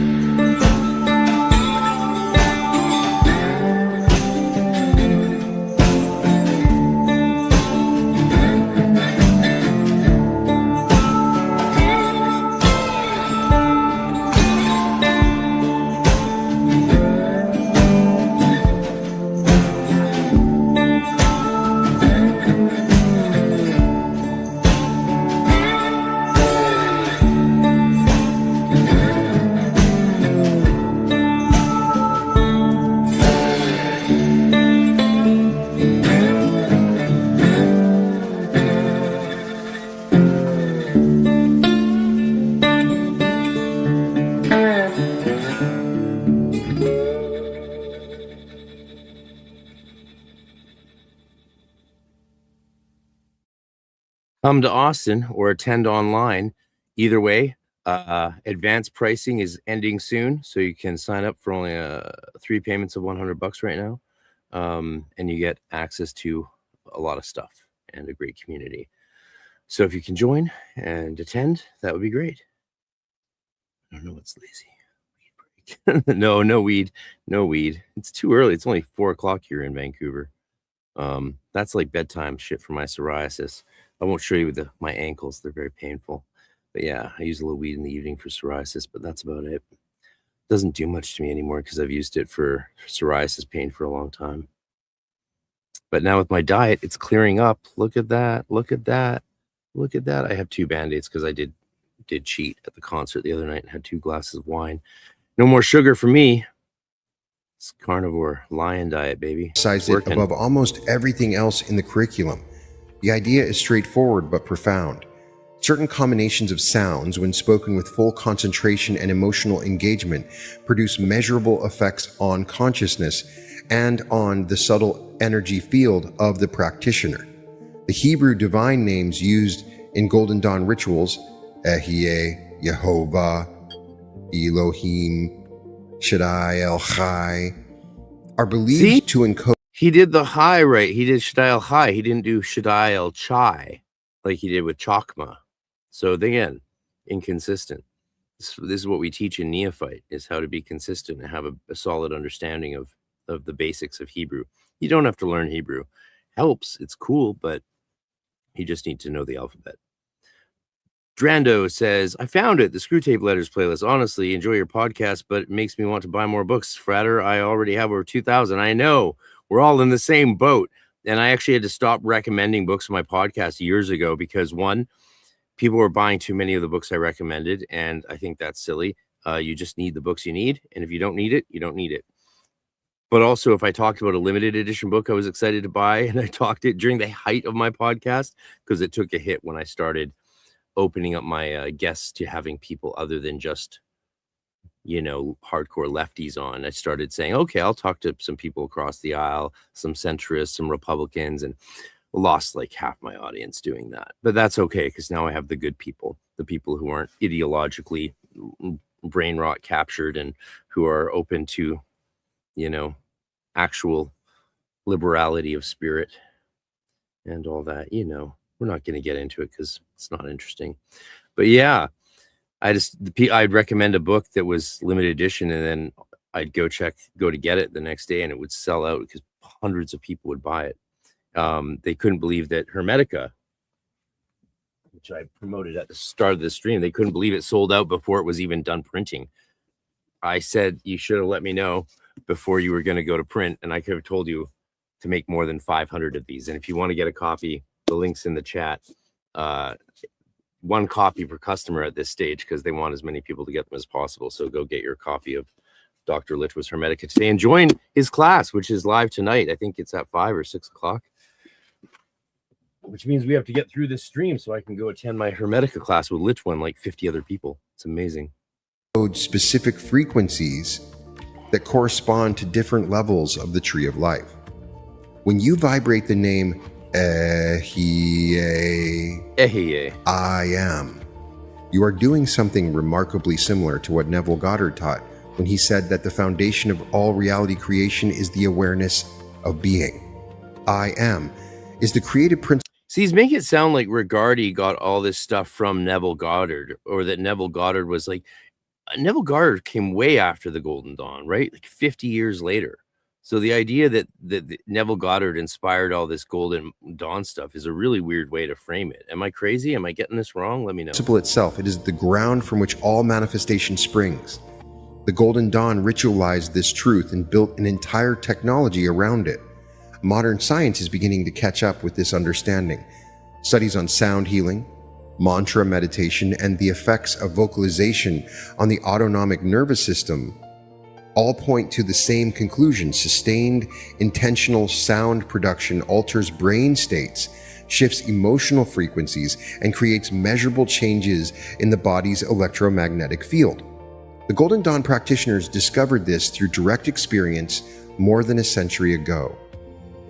And there's something else happening when you vibrate these names. You are participating in the Akashic memory of every practitioner who has ever vibrated them before you. The sound carries history, intention, the concentrated spiritual energy of more than 100 years of dedicated practice. When you open your mouth and intone "ehie" with sincerity and focus, you are plugging into a current that runs all the way back to the founding of the Isis Urania Temple in 1888. And the Golden Dawn would argue far beyond that. Yeah, you're going back to Moses. Eheye, Asher, Eheye. I am that I am, or I will be what I will be, or I am that which I will be. Into the ancient Egyptian no and way to Hebrew tell, traditions from which ancient Hebrew these has no names tense. originally emerged. Among the most extraordinary rituals preserved in the complete Golden Dawn is the ritual for transformation. In this ceremony, the practitioner takes on the form of a deity, most often Isis, the great mother of the Egyptian pantheon, by building up an imaginative body around themselves until it becomes almost physical. The instructions say to formulate the desired form without fear, and to feel yourself actually in the shape desired. The ritual guide says the form should seem like a cloud of mist enveloping you, but yet wholly visible. And then you are instructed to move through the temple space entirely enshrouded by this new form, declaring, "Thus have I formulated unto myself this transformation." It's cool that he's going through some guidance on how to do this. We have a lot more guidance than that these days, and developed over the last 100 years. But it was one of the big things that wasn't available for public awareness when I started, and it could only be got through orders, really. And yeah, there's a lot that can go into these practices, as we now know. Very cool. I'm glad that he's talking about this. This is future self work. This is precisely what I teach on this channel about. Well, we don't do it as future self work. I spoke too soon.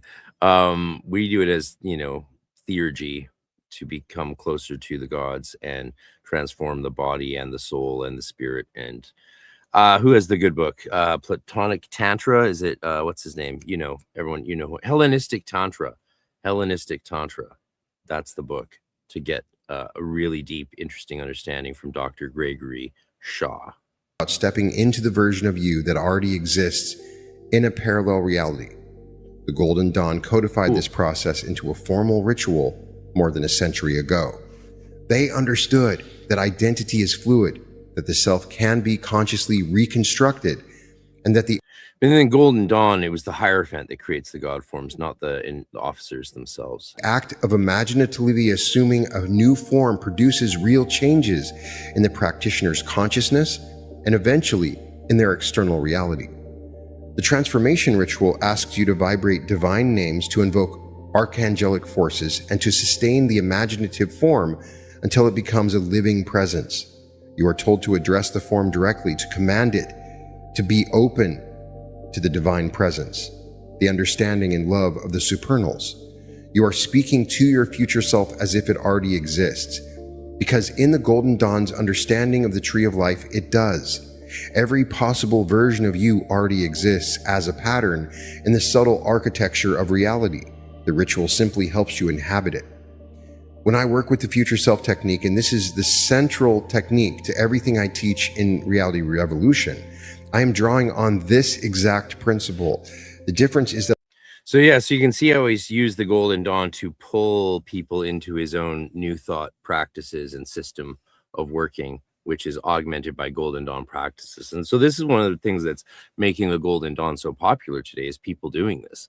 And it's not really a bad thing for the tradition, especially since there's enough of us standing solidly in the tradition to keep it stable and true to what it is throughout time, as it changes and evolves, of course, but also as it was in Aborigine. And then it's reaching out and its tendrils into the rest of the spiritual ecosystem to produce richer and richer currents and traditions of practice. And I think that's all really, really good. Yeah. I have stripped away the elaborate ceremonial framework and condensed it into a direct, accessible practice. But the underlying mechanics are identical. Again. You build the image, you feel the reality of it, you sustain it with focused attention and emotional conviction. Yeah, so now he's moved from how to incorporate GD tech, you could, if you want to call it that, into his thing. But now he's redefining what GD stuff is, which speciates and erases the original by collapsing it into the new thing, which is opposed to the old thing, in at least in theory. And it's quite overwhelming then for people to try and understand how those practices are the same but different. It's better just to make up your own practices. But again, people like to think they're doing old stuff, and that's fine. It's just, you know, it is appropriation when you take something and then change what it means so that you can repackage and sell it newly. But also that's sort of cultural transmission. So it's a fine line and definitely a double-edged sword. At the end of the day, this is all we can say. Hide the planet! Hide the planet! Right? And allow it to transform you from the inside out. There's a concept in magical tradition that I want to introduce to you because it unlocks an entirely new dimension of understanding about why these practices work and why they become more powerful over time. So it's interesting that he's going to say why they work when he's just changed how the Golden Dawn sees them as working and put them in a new context. And I was going to say how they really work, while what he's doing is introducing them into a new context with new definitions of how they work. That's an odd thing to do, just an observation. The concept is the Egregore, and it's the same thing as a pendulum. But an Egregore is a conscious pendulum. And the Golden Dawn was using pendulums and Egregores before we even knew about them. An Egregore is a collective thought form, a living, autonomous energy pattern created by the sustained focus, intention, and emotional investment of a group of people over time. Every organization, movement, religion generates an Egregore, but magical orders generate them deliberately. They feed them through ritual. They structure them through symbol. They sustain them through the dedicated practice of their members across generations. The Golden Dawn created one of the most potent egregores in the history of Western esotericism. Every ritual performed in its temples, every grade initiation, every vibration of a divine name, every visualization of an archangelic form, all of it contributed to the growth and strengthening of this collective spiritual entity. And here's the key: the egregore gives back. When you connect to it through practice, it supports you. It amplifies your work. It provides guidance, protection, and a quality of spiritual energy that individual practice alone can rarely generate. That you are so not, oh God. False. Established magical framework. So I got to stop him there because that's where he's conflating two ideas. So we have the secret chiefs or spirit guides or familiar spirits or holy guardian angels or nativity angels, all the entities that we work with that we see as objective that guide us. The egregore is something different to that. It's not it doesn't become an entity that guides us and stuff. That's a crazy thing to do, right? You want to work with archangels. The Golden Dawn secret chiefs are like Frater LET, Lux E Tenebris, which was the code name Mathers and Westcott used for the archangel Raphael. So they were seeking guidance like John Dee and Edward Kelly before them from the archangels. And the egregore of the temple is what we might call the Golden Dawn current, which isn't its own thing explicitly. It's part of a broader current, the Rosicrucian current. And that's part of a broader current again, the Hermetic current, the way of Hermes, which is the fundamental spirituality underlying the Golden Dawn and Rosicrucian systems. Works rather than simply inventing your own rituals from scratch. I know it could seem pedantic to some people, but I think these sort of understandings are where the richness of the tradition really comes to life. There is immense creative power in innovation, of course, but when you practice within a lineage, you plug into a current of a Goer Gop says, yeah, as much as I love the tarot world, so many charlatans telling their customers what they want instead of using it as an engine, as a tail. Yeah, that's right. You nailed that. And Rose Fox Muse says, need all perspectives in order to discover the truth between the lines. Well, why does the truth need to be between the lines? Why can't the truth be the line? Like, again, when people say, it is sort of silly when people say my truth, but they're usually not, it's bad when what they mean by that is they mean my facts, right? If what you mean when you say my truth is my facts, that's scary. I mean, go jump off a building and try and fly and see if your facts about flying being possible are real. Don't do that, of course. I'm not telling you to do that.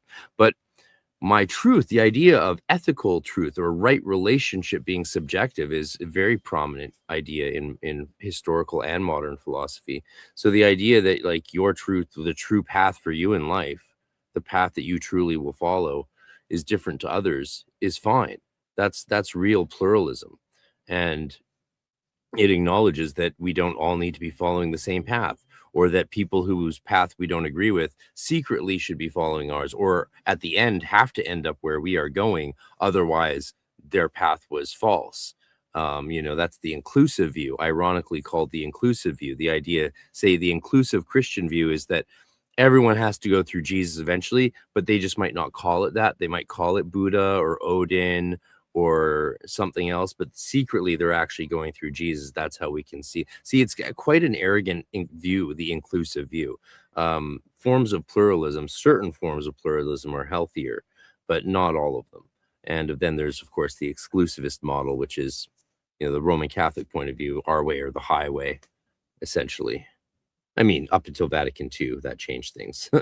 Roman Catholicism, it became a completely different religion after Vatican II, especially with documents like Lumen Gentium.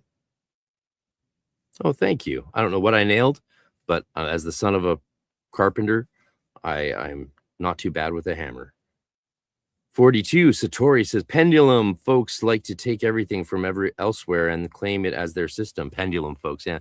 Cult-like thinking, they argue Gurdjieff was using pendulum. Now, the Golden Dawn was big into the ring and disc. Mather's ring and disc system was very popular. And it's not talked about much these days, though Golden Dawn people still know it well. But it's not reached outside of the system. Gorgov's, nah, that's why I'm here, and I'm sure others here as well. Okay, good. The pedantry. Come for the pedantry, stay for the memes. You're working on sound fields. That's awesome. What they mean is their lie. I mean, sure. Yeah. Sometimes when you listen to these people talk, it sounds like this. You don't even know what thing. I didn't even say what thing it is. She asked me the whole thing, and I didn't even do it once. But I also love this stuff, so let's keep going. Accumulated spiritual force that has been building for decades or centuries. You're drawing on the Egregore. Neville Goddard tapped into something similar through a different channel. His teacher Abdullah connected him. See, do you want to draw on an Egregore created by people and sustained by people in time and space? I mean, that's part of it. But what do you want to draw on? That or gods and spirits, guardian angels, your own higher demon, your nous, your intuition that is a daimon, that is the higher consciousness, that is a spirit like the gods and star gods above us that we initiate into and get our tunic of fire after we die and become like the angels and star gods, but better because we were once dying gods embodied in flesh, so we're double gods. Him to an ancient stream of Kabbalistic and mystical knowledge that stretches back thousands of years through the Hebrew tradition. When Neville taught the practice of I am consciousness, he was connecting his students to one of the oldest and most powerful egregores in human spiritual history, the accumulated energy of every mystic, prophet, and practitioner who's ever worked with the divine name. Here's what this means for you. Every time you practice, you are adding to the current. Every time you sit in silence and feel the reality of... I really love, though, this guy's modus and the way he's presenting the information so that you might be excited and understand the importance of practice. And what it does on a regular basis. Now, obviously, there's some people that say certain practices should only be done for a while and then abandoned. Yeah, fair enough. If you're working in a system with mentors, follow their advice, always. Not always, but you know what I mean. And this guy does a great job at really getting people excited to do things like the LRP or LBRP and the middle pillar and explore vibration and sound. And that's really great because for a long time, people were trashing that stuff, and I'm glad to see it getting encouraged. Yeah, don't get you started on Vatican II, Robert Montano. Yeah, I know. I mean, I was a big fan of it for a while in my first year of seminary, but then I kept learning and ended up in a different place.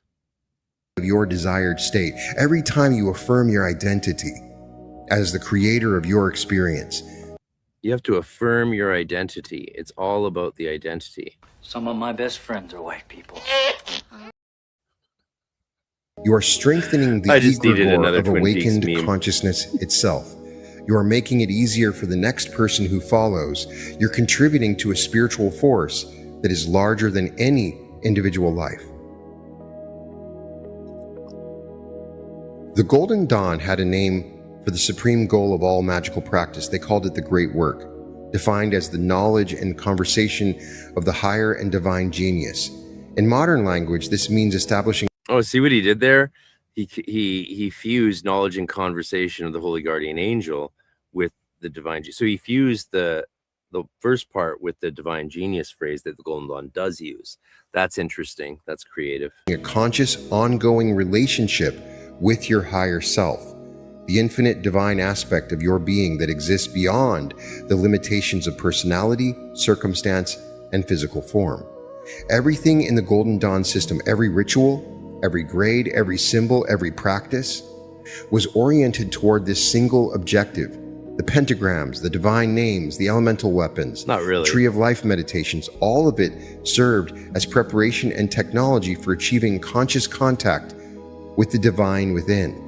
Regardie was explicit about this. He warned students against performing magical ceremonies for trivial purposes or treating the... Yeah, and Regardie would know, as the most knowledgeable Golden Dawn initiate of all time, would know how it should be, right? forces of nature as toys. He quoted the Order's own teaching, "Know thou that this is to be done with solemnity, ceremony, and reverence. Unless thou doest thy practical magical works with sincerity, thou shalt be like an infant playing with fire, and thou shalt bring destruction upon thyself." But here's the beautiful... Oh, like lightning. Yes, that's it.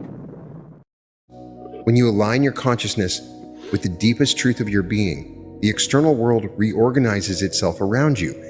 It is the same as connecting with your future self. The manifestation happens as a natural byproduct of the alignment. You stop trying to create reality and start allowing reality to express through you. This is the stage beyond technique. This is what Neville Goddard described when he spoke about mystical experiences in 1959, the experience of being reborn from his own skull, the descent of the Holy Spirit as a dove. These were transformations that went beyond the manifestation of specific desires. They were encounters with the divine source from which all manifestation flows. This is the ultimate gift the Golden Dawn offers to the modern practitioner. Yes, you can use these principles to manifest money, relationships, health, and success, and I'm going to do deeper dives on that. Yeah, it's not about using principles to do any of that stuff. It's about learning to work with spirits, your own and external entities, through conjuration and ritual that draws those spirits into your service and ministry and aid. That's the basis of Enochian magic. It's the basis of Golden Dawn magic. Golden Dawn just has a higher emphasis on theurgy and hermetic because it's hermetic.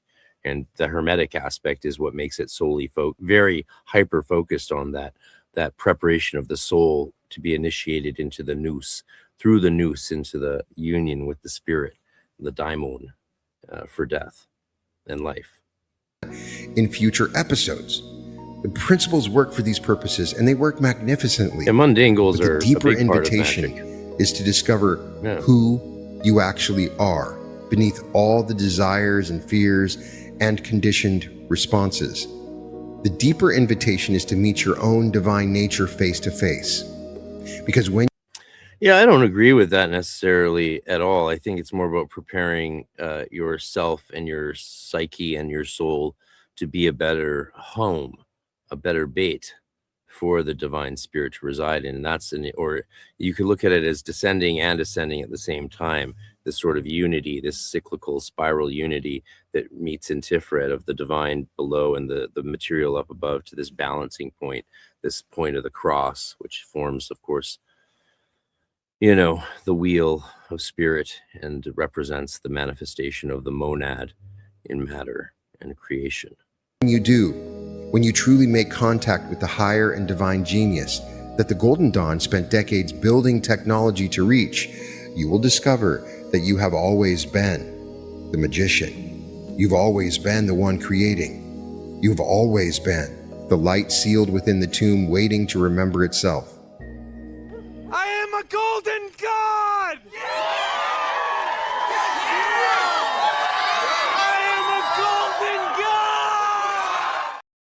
Processes are now freely available in books, online courses, YouTube videos, at archive.org, podcasts like this one. But access alone is insufficient. Understanding is required, and the Golden Dawn offers something that scattered surface-level exposure to magical concepts simply cannot provide: a complete, integrated, systematic curriculum for the development of consciousness.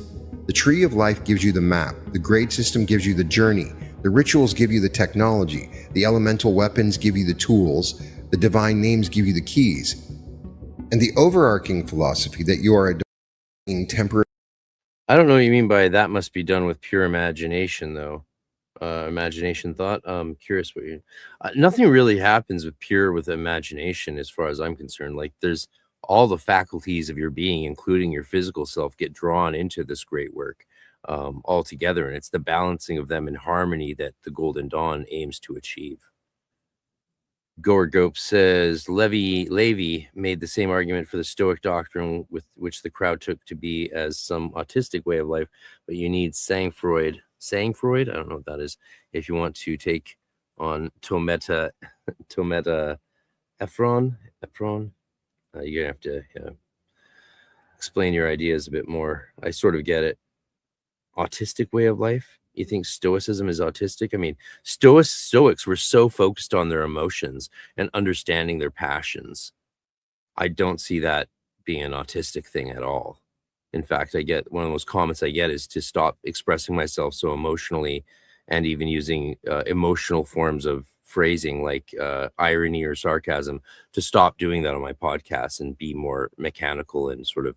I hope I'm not mischaracterizing my autistic viewers' requests, but I'm not going to limit my forms of expression for anyone, and I apologize for that, but I just can't. I got to be a full human being, just like I want all of you to be a full human being, and we all have limitations that we have to work on or get over or just accept. Yeah, and you meant artistic, not autistic. Pure as in ethical. Interesting. Interesting. I see what you. I think I see what you mean now. That must be done with pure ethical imagination. Interesting. Those are interesting ideas. Cue my emotions. Did I delete that one? I might have replaced it with something else. My emotions! My emotions! And yet, Now you want to get nuts? Come on, let's get nuts. Fun times, housed people. in matter. Hope you're having fun. Capable of awakening to your true nature through disciplined practice, gives you the reason. I'm constantly looking for ways to bring these deep teachings to you in a form that is practical and accessible and immediately useful. That's why I study everything. Neville Goddard, Vadim Zeland, the Law of One, the Arcturian Council, Edgar Cayce, the quote channelings, and yes, the Hermetic Order of the Golden Dawn. I haven't covered it the entire time I've been on the podcast, but I believe that now is the time to discuss this, because all of these streams flow from the same source. They're for the new world order. More powerfully you can work with it. Here's what I want you to take away from everything we've explored. Okay, David Litwa's Hermetica course is at 5:30, so I have an hour. So we have an hour more of this to do, where I might have to go early and have a snack or get some exercise. We'll see. Maybe we'll just go another hour. Anyway, thanks for being here. Throw me a super chat, buy some channel memberships if you can support the channel. I really appreciate it. Magic is real. It is a technology as old as human consciousness itself. The Golden Dawn codified it into a system. Neville Goddard distilled it into its purest form. Damien Echols proved it works even in hell. And you, sitting wherever you are listening to this, have access to all of it. The lesser banishing ritual of the pentagram, the middle pillar exercise, the practice of vibrating divine names, the assumption of God forms and future self-identities, the deliberate creation of sacred space through imagination and will, the feeling of the wish fulfilled, held in the drowsy state between waking and sleeping. These are all expressions of the same fundamental principle. Consciousness creates reality. The Golden Dawn members understood this. They dressed it in robes and ritual because that was the language of their time. Neville understood it. He dressed it in biblical interpretation. I don't recall the Golden Dawn ever saying consciousness creates reality. I think in the Hermetic view, God creates reality. And then God creates creation, then creation creates reality. And we participate in that. And first-person testimony because that was his gift. Damien Echols understands it. He dresses it in ceremonial practice and direct no-nonsense teaching because that's his power. And you understand it now. Perhaps you understand it before you ever heard of any of these teachers. Perhaps you have always sensed that there is a deeper current running beneath the surface of ordinary life. That reality is more responsive than most people realize. That your thoughts and feelings and imaginative acts carry a creative force that science is only beginning to measure. You are right. You've always been right. The Golden Dawn was established as a new dawn for occultism. The name itself carries the prophecy. A new dawn is always coming. A new light is always rising, and that light is consciousness. Your consciousness waking up to its own creative power. The Fama Fraternitas, the founding document of the Rosicrucian tradition from which the Golden Dawn... Smaragdine tablet, or the Tabula Smaragdina. Boy, I fucked that up. You are the aurora. You are the divine light breaking forth. Every time you sit in meditation and imagine a better reality, every time you feel the wish fulfilled, every time you vibrate a sacred sound or trace a pentagram in the air of your bedroom, you are participating in the great work that the Golden Dawn set in motion more than a century ago, and that work has never stopped. It is alive in you, in this moment, in every breath and every intention you carry forward into the world you are creating. I don't know about you, but I take comfort in that.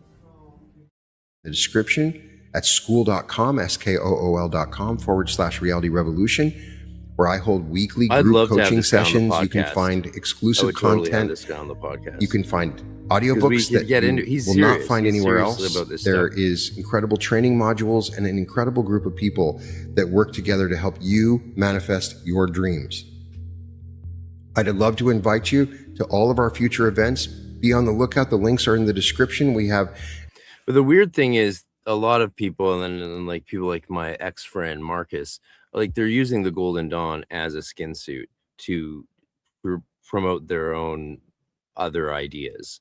That's the thing that is sort of also happening here, which is unfortunate because it doesn't bother me. I already got mine, as my mentor said. You got yours. It's not your job to get more for you. It's your job to now help others get theirs. Once you get to a certain place, your job's to help others get to that spot. Not that that doesn't mean you made it or anything, or that you're anything special, but you've gotten something that no one can take away from you, and that has changed you fundamentally.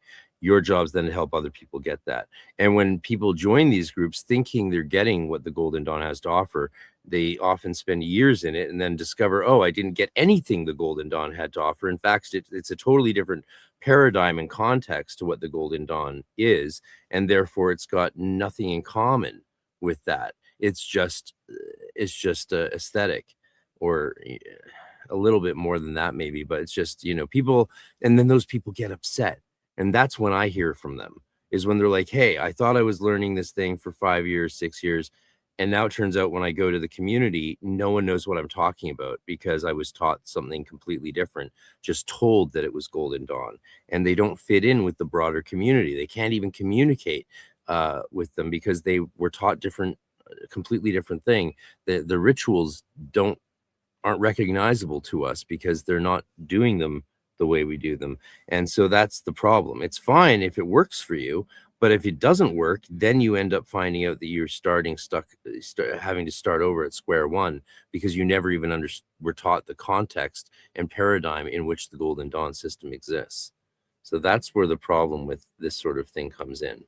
Yeah, I'm glad you're enjoying the memeage. Heavy on the memeage today. I uploaded 20 new memes and just having fun with you guys. I love the Latin pronunciation.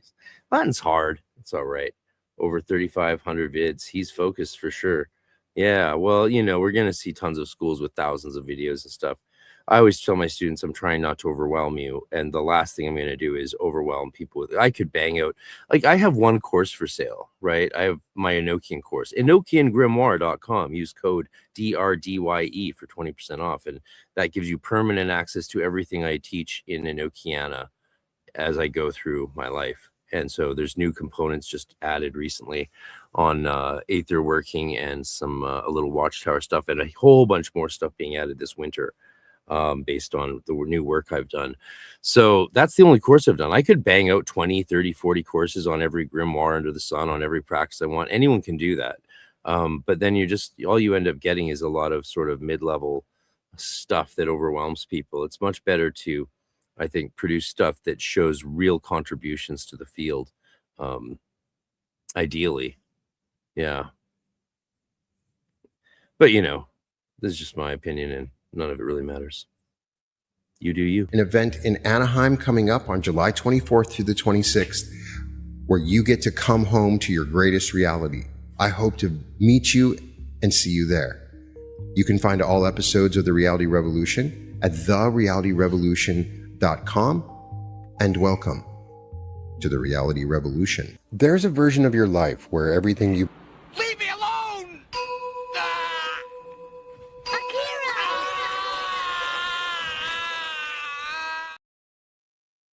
All right, we did it, people. We got through that video. Green screens.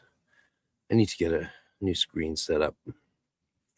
Anyway, yeah, you know, do we start this other one or call it for now? This other one actually looks quite interesting. All the music is not good, though. Important aspects, particularly for the... Should we do this? Throw me some, I want to do more, but yeah, throw me some super chats if you want me to do more, or donations, and we can do more. We'll do another hour. If you guys want to throw me a little bit of support, and, you know, really appreciate it. Oh, wait, there's a meme for it. I made a meme for it. Money, please! My money. Yeah. All right, I'm going to play a quick shout out to my events coming up. Hope you come join us in Austin. The Arcane Research Society returns to bring esoteric scholarship and practice in 2026 with 2 major events held in Austin, Texas. Register for an annual membership and attend online or in person all of our annual events, including June 13th, our spring workshop, and November 6th through 8th, EnochiaCon, our full esotericism conference. The ARS Spring Workshop features 3 workshops led by Jason Louv, Craig Williams, and Frater RC. Spend a whole day in downtown Austin, Texas, enjoying these hands-on deep dives with experts in their fields. Register today for all live events included with ARS annual membership, spring workshop, and EnochiaCon, which features too many amazing presenters to name. Sign up today at arcaneresearchsociety.com.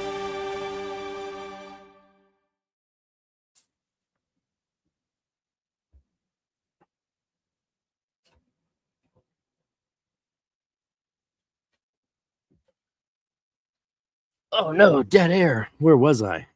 I don't know. I was just doing something. Neophyte and Zealotor, the newbie, if you like, the newcomer to the Golden Dawn system, and particularly where I take inspiration from it for the Western esoteric history system that I teach. You can see that this is an old battered copy. This is the 6th edition of the book. I have several other of the older editions and a later edition as well.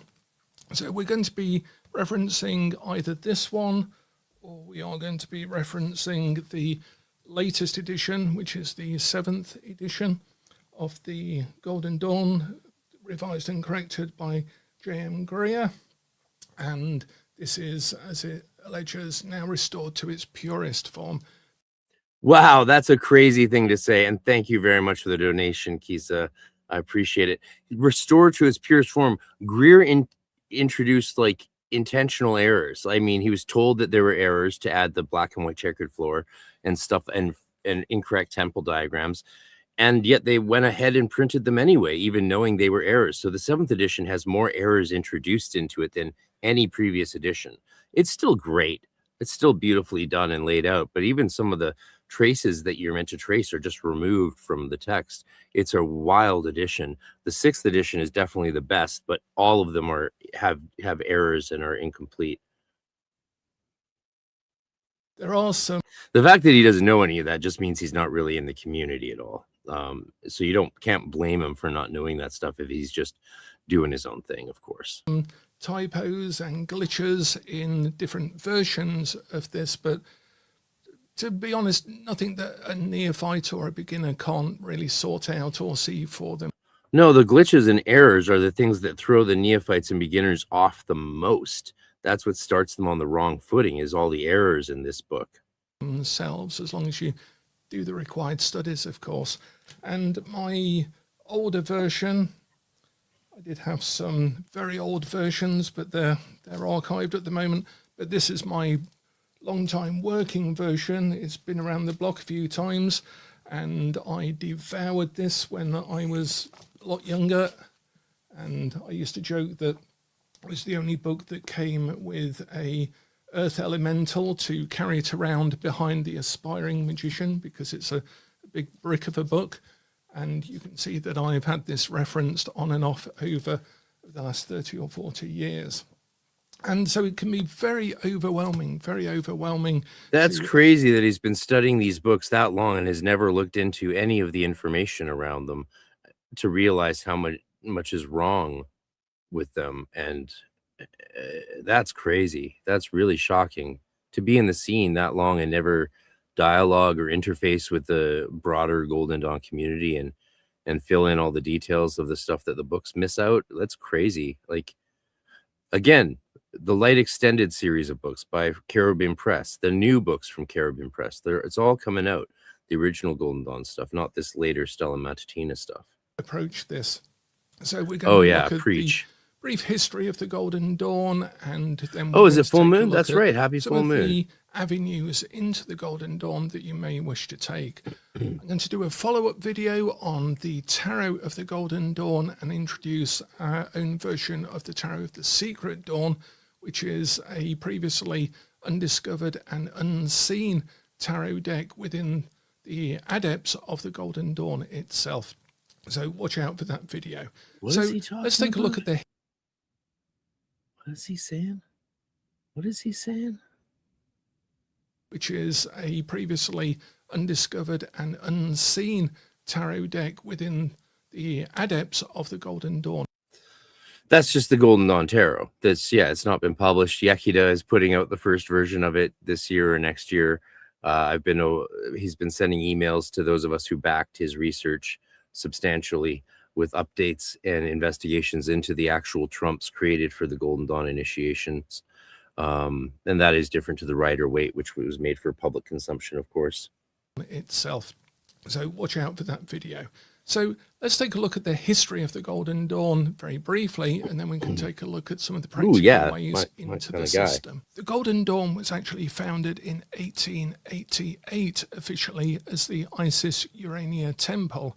And that was founded by three people: MacGregor Mathers, 1854 to 1918, William Wynne Westcott, 1848 to 1925, and Robert Woodman, 1828 to 1891. These three people were members of not only the Freemasonic groups and lodges that were around at the time in late Victorian England, but also a group called the SRIA, the Society of Rosicrucians in Anglia. And out of that, they basically devised a system that was a synthesis of a lot of other systems. So it involves alchemy, it involves Kabbalah, it involves astrology, it involves tarot, it involves correspondences, it involves ceremonial magic as well. And They allowed both male and female members, and they had a grade system as well. So the impact of the order then continued once it had folded in on itself through members such as A.E. Waite, the poet Yeats, and notorious magician Aleister Crowley, who all came out of the Golden Dawn or transitioned through the Golden Dawn in their own esoteric studies. Now, the Golden Dawn was founded on a fiction to some extent, in that it was stated at the time there was a lot of interest in secret masters or secret chiefs or secret orders that gave credence to the teachings of the groups that were flourishing in late Victorian England. Authors such as Madame Blavatsky took their secret teachings and their secret masters from the East, but in the Golden Dawn it was a mysterious German adept who was said to have founded the order, and out of that came what were called the Cipher documents. And the Cipher documents are now reasonably acknowledged to have been written by well-known Freemason Kenneth Mackenzie, and it's likely that he had made notes for the foundation of an order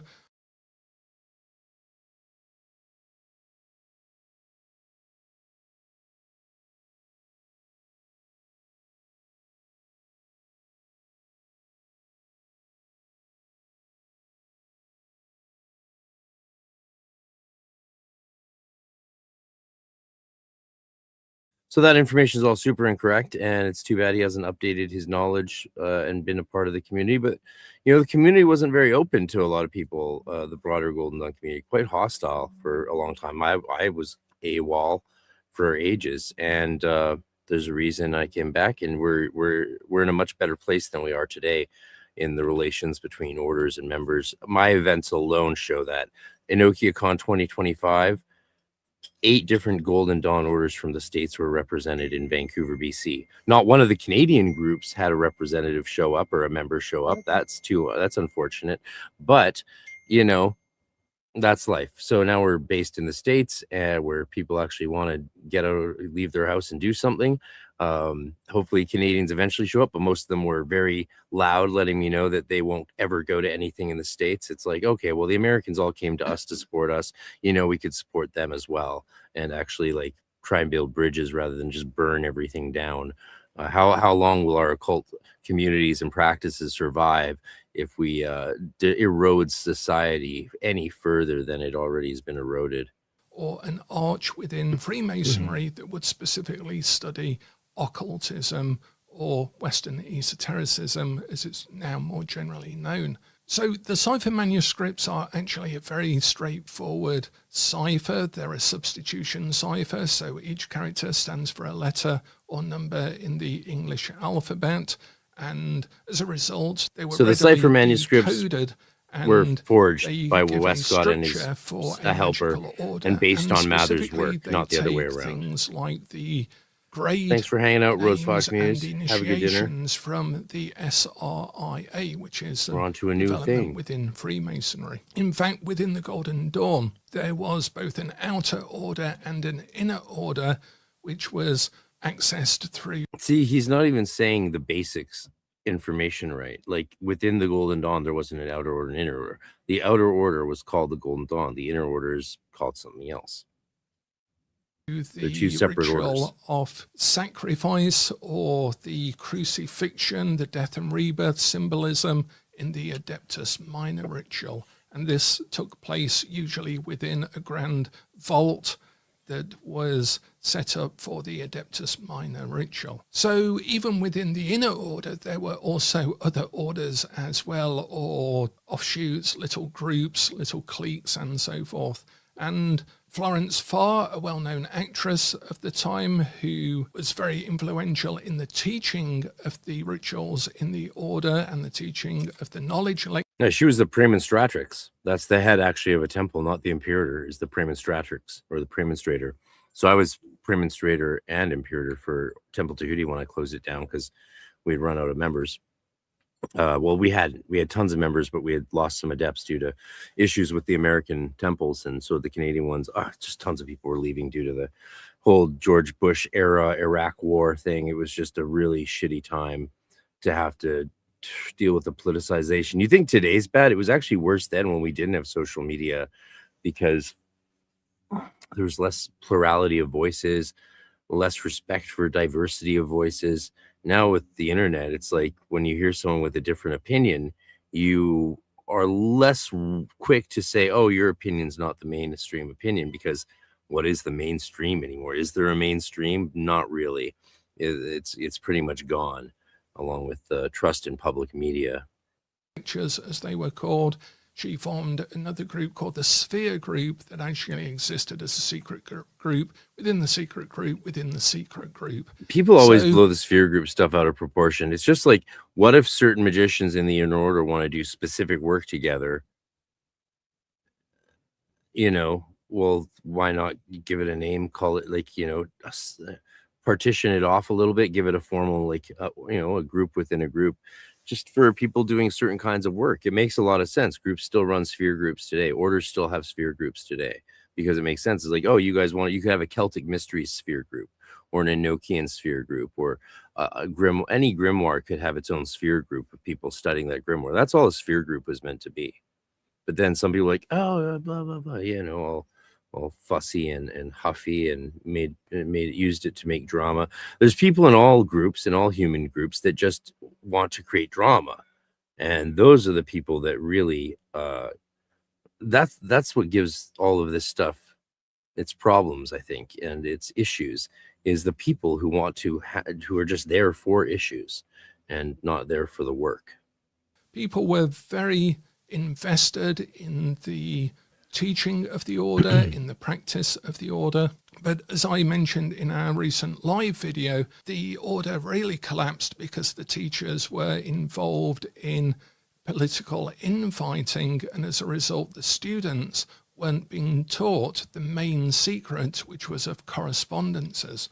Students were complaining that they were learning things, but they didn't know why they were learning them, or they were doing rituals, but they felt the rituals were empty and meaningless. And this is because they weren't applying the symbolism that they were learning in the knowledge lectures to fill out and explore the experience of the rituals that are only activated when you have the knowledge. And then what you just said is one of the most insanely idiotic things I have ever heard. At no point in your rambling, incoherent response were you even close to anything that could be considered a rational thought. Everyone in this room is now dumber for having listened to it. I award you no points, and may God have mercy on your soul. That's a bit extreme, but, you know, like what he just said is so ridiculous. And this is because they weren't applying the symbolism that they were learning in the knowledge lectures to fill out and explore the experience of the rituals that are only activated when you have the knowledge. And therefore, I mean, you learn the knowledge when you learn the ritual. It's not like you need to have some knowledge beyond the LRP for the LRP to work, right? And that was the main ritual. The Golden Dawn people, that's the ritual they were doing, the lesser ritual, the pentagram, in invoking and sometimes banishing form. That's the ritual of the outer order. Then the ritual of the inner order is the hexagram rituals: outer order pentagram, inner order hexagram, and the supreme pentagram in the inner. It's very elegant when you don't muddle it up. It's a self-protective system. It is a true esoteric or occult system, because you can only really experience it by learning, practicing, and experiencing it. You can't really learn all of the knowledge or practice all of the rituals without. See, here you go. Okay, he's read Sam's. See, given his books, it's shocking that he says what he says, given the books he has. Like, has he read Scarborough? I mean, Scarborough has some extreme. That's not Scarborough. Sorry, that's Robinson. Robinson's book there, the Rosicrucian Tradition of the Golden Dawn. He was Zaleski's protege until Martin ousted him. Putting it all together. And This is really important in the Western esoteric initiation system that I teach, is this synthesis that I learned from my first occult teacher of actually putting together the practice and the theory and putting them both together in order to catalyze initiation, which is a fundamental state change of your awareness and relationship to the universe itself, which is really at the core of this. Otherwise, it is all empty, performative knowledge or practice, and it's no use being able to evoke demons or angelic spirits or invoke various ancient Egyptian deities if you haven't already invoked your whole self into yourself. So there is a progressive sequence of state changes that really needs to happen in order to fully benefit from these teachings. And they're not empty teachings. They are very, very specific. They are very well formulated. And though they are synthetic, they do allow us to learn in the most effective and to some extent safe way possible. So what would a Golden Dawn member actually learn then? Well, for example, upon reaching the grade of Philosophers, they would have to learn the 5 rituals, the initiation rituals, and be able to explain and explore why those rituals are set up as they are. For example, the movements in the temple, the order of invocations, the knowledge that's imparted within those rituals. I mean, I should say, we all love meditation on the tarot. I don't, I have a whole curriculum based on it. But what it's missing is all the practices. That's what it's missing. So it's lesser than all practices. It's missing all of that stuff. Tomberg was a Martinist. He probably would have liked the GD if he'd gotten a chance to be in it. Yeah. So Meditation on the Tarot is great. It's a great book of esoteric theory and recommended practice. It points to the practices as it has the exercises. Those exercises are amazing. I love them. The tarot symbolism, the Kabbalistic symbolism. At a particular grade, you would have to have disassembled and reverse engineered all of that so that you understood the basic principles on which all of this was built. In effect, the adepts were expected to be able to write and construct their own rituals, their own tarot deck, their own teachings, and indeed students like Florence Farr, in some of her unpublished writings that I've seen in the Golden Dawn archives, really pursued the knowledge and the sense of correspondences in order to explore lots of different religious systems and so forth and try and unify the teaching within them. She also applied the teaching to small plays, for example, the magical plays like The Beloved of Hathor. You'd think he'd also mention Yeats's plays for which he won the Nobel Prize for Literature, which include all of that stuff as well. It's not just Florence Farr's unpublished work. And so Florence Farr and Olivia Shakespeare was Yeats's first lover. She took Yeats's cherry. So Yeats was like 35, still a virgin, and his friends hooked him up with Olivia Shakespeare, who would be discreet, but also perhaps a good lover for him to get his feet wet, so to speak. And that, of course, then he would have more confidence to maybe find someone appropriate to marry.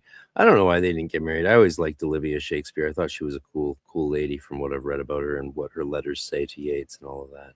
Yeah. The Shrine, the Golden Hawk, the Mystery of Time, and so forth, that she actually applied her theatrical skill to the teachings themselves and to bringing the ancient Egyptian mysteries to life. And Crowley did this as well with the Eleusinian mysteries, and also Mathers and Moina Mathers did this in Paris with the rituals of Isis that they practiced and performed. The rites of Isis. The rites of Isis. The philosophers would also have to learn 3 side lectures, which were geomancy, the tarot, and their attribution to the Hebrew alphabet, and a side paper or knowledge paper called The General Guidance and Purification of the Soul. Now, some of these things were core to the Golden Dawn. Some of them were what were called the flying rolls, which is a biblical reference to scrolls arriving from the deity. And these were sort of side papers or additional lectures or knowledge or considerations that didn't fall into the main course of the Golden Dawn teachings. The philosophers would also have to learn 4 of the knowledge lectures that were specifically for that grade. Each grade had a series of progressive knowledge lectures teaching correspondences, astrology, basic alchemy, and so forth. And side lectures, for example, Yeah, the operant book or material complements Tomber's theory is Martinism, or similar systems like Golden Dawn. Those are the systems that complement Tom, because he was coming out of that world, out of the Martinist and Elu Cohen system, which is complex like the GD one is. That's what complements that. What I was going to say something else too, though. And one of the workshops, we have like 6 new workshops to announce this November at Enokia Con. One's by Dr. David Hill, who's actually a real psychologist, not like Regardie, who's a chiropractor. And Dr. David Hill's a trauma specialist. He's going to do a workshop. We got Temple Louvre, Jason Louve's wife's going to do a workshop. And we got Craig Williams going to come back for a workshop. These are not going to be live streamed probably or recorded. They'll just be limited seating, up to 20 people in person in the smaller breakout rooms at the venue in Austin. So go to enokiacon.com today. It's running out of time for your to do 3 equal payments of 100, and you can or you can join later on when it goes up to 350 and come attend it and get access to the 3 workshops. I did a 3-hour workshop on Qliphoth theurgy. Jason Louve did the Mysteries of Soiga, which was way more interesting. I knew it'd be interesting, but it was he's always a delightful surprise in what he brings to us. Jason is a unique mind, I think. And Craig Williams just spellbound us all going into Ayurveda, alchemy, and death gnosis in the evening. It was an amazing 3-hour events. You get access to all of that. Yeah, there's a little bit of GD in Alberta I hear happening now, just a little bit, but not much. I think it's just starting up. Unfortunately, I don't have any operant orders in my city. The Martinist Lodge I've been in contact with have very busy lives, so it's very... Well, you know, you live in Alberta, so you live literally an hour flight from me. So there's stuff going on in BC if you want to be a part of it.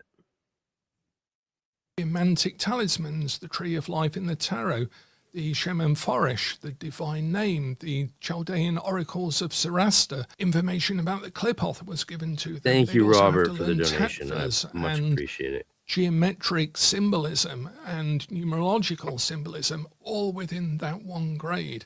And each of the grades... I got to say, though, as much as the Cipher manuscripts we now know are nonsense based on Mather's work to give legitimacy to Westcott, I love them. I've spent so many hundreds of hours of my life studying these in Cipher manuscripts, and I love Polk's book. I was there in LA in '97 when he launched it and came and gave lectures to us.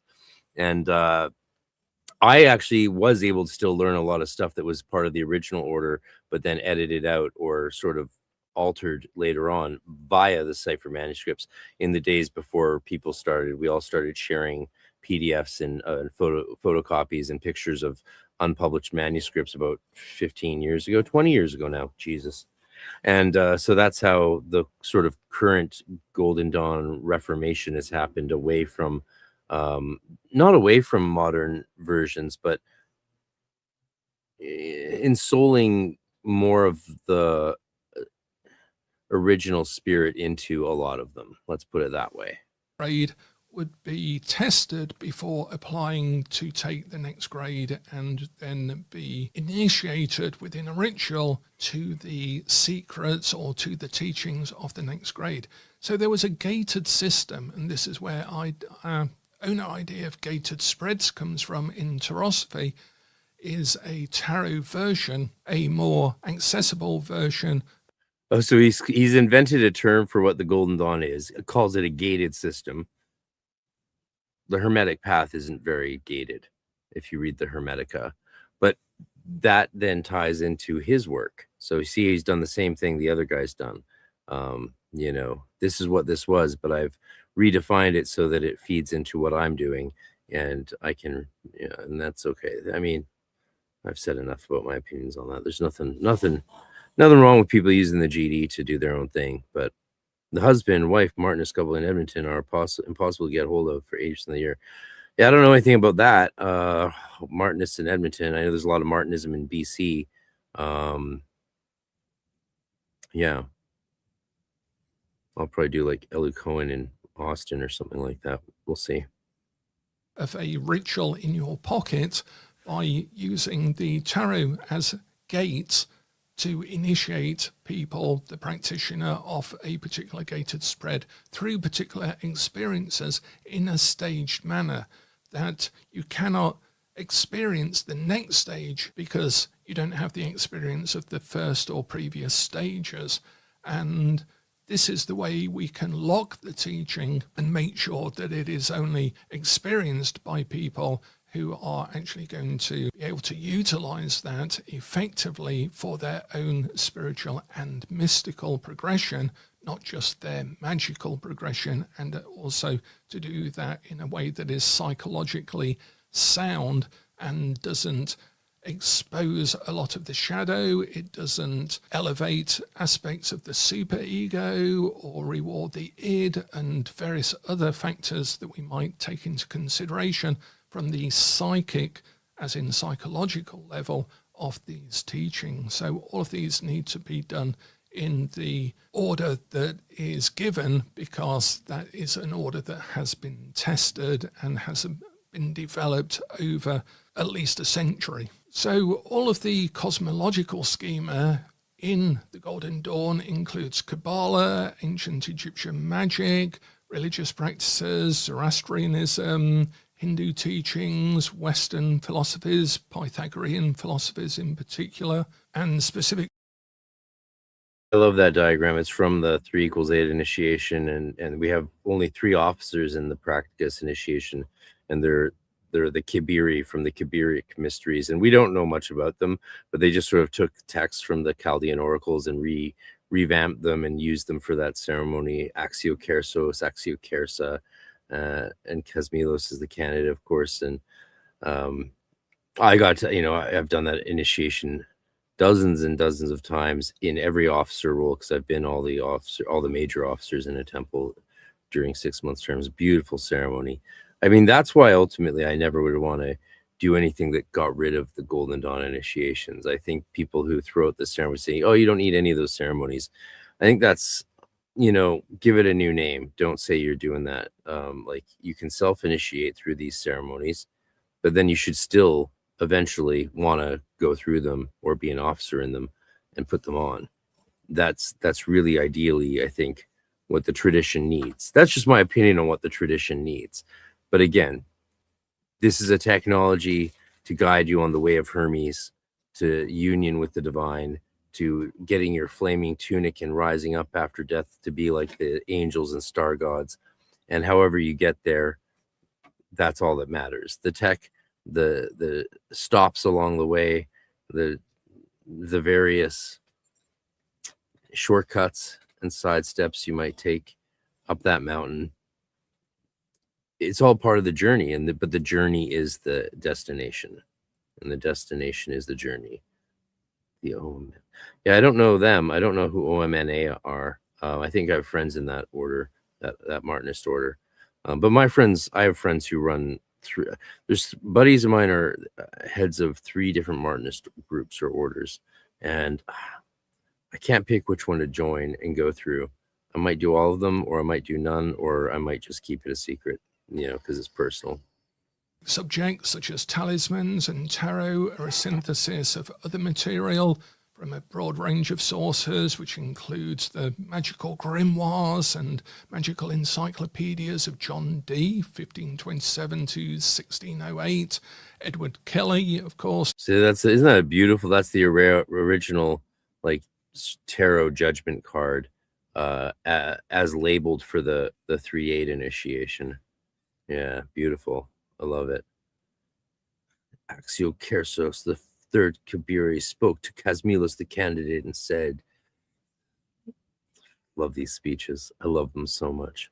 Who worked with John Dee, 1555 to 1597, Agrippa, 1486 to 1535, whose 3 books on magical practice are the mainstay of the grimoire tradition, and Francis Barrett, who half-inched a lot of Agrippa's work on occult philosophy into his own work called the Magus, and he was born around 1780. Mathers, Woodman, and Westcott put all of this together, used their SRIA background, Freemasonic structures, and then built a masterpiece of synthetic, magical, esoteric, spiritual, mystical teaching.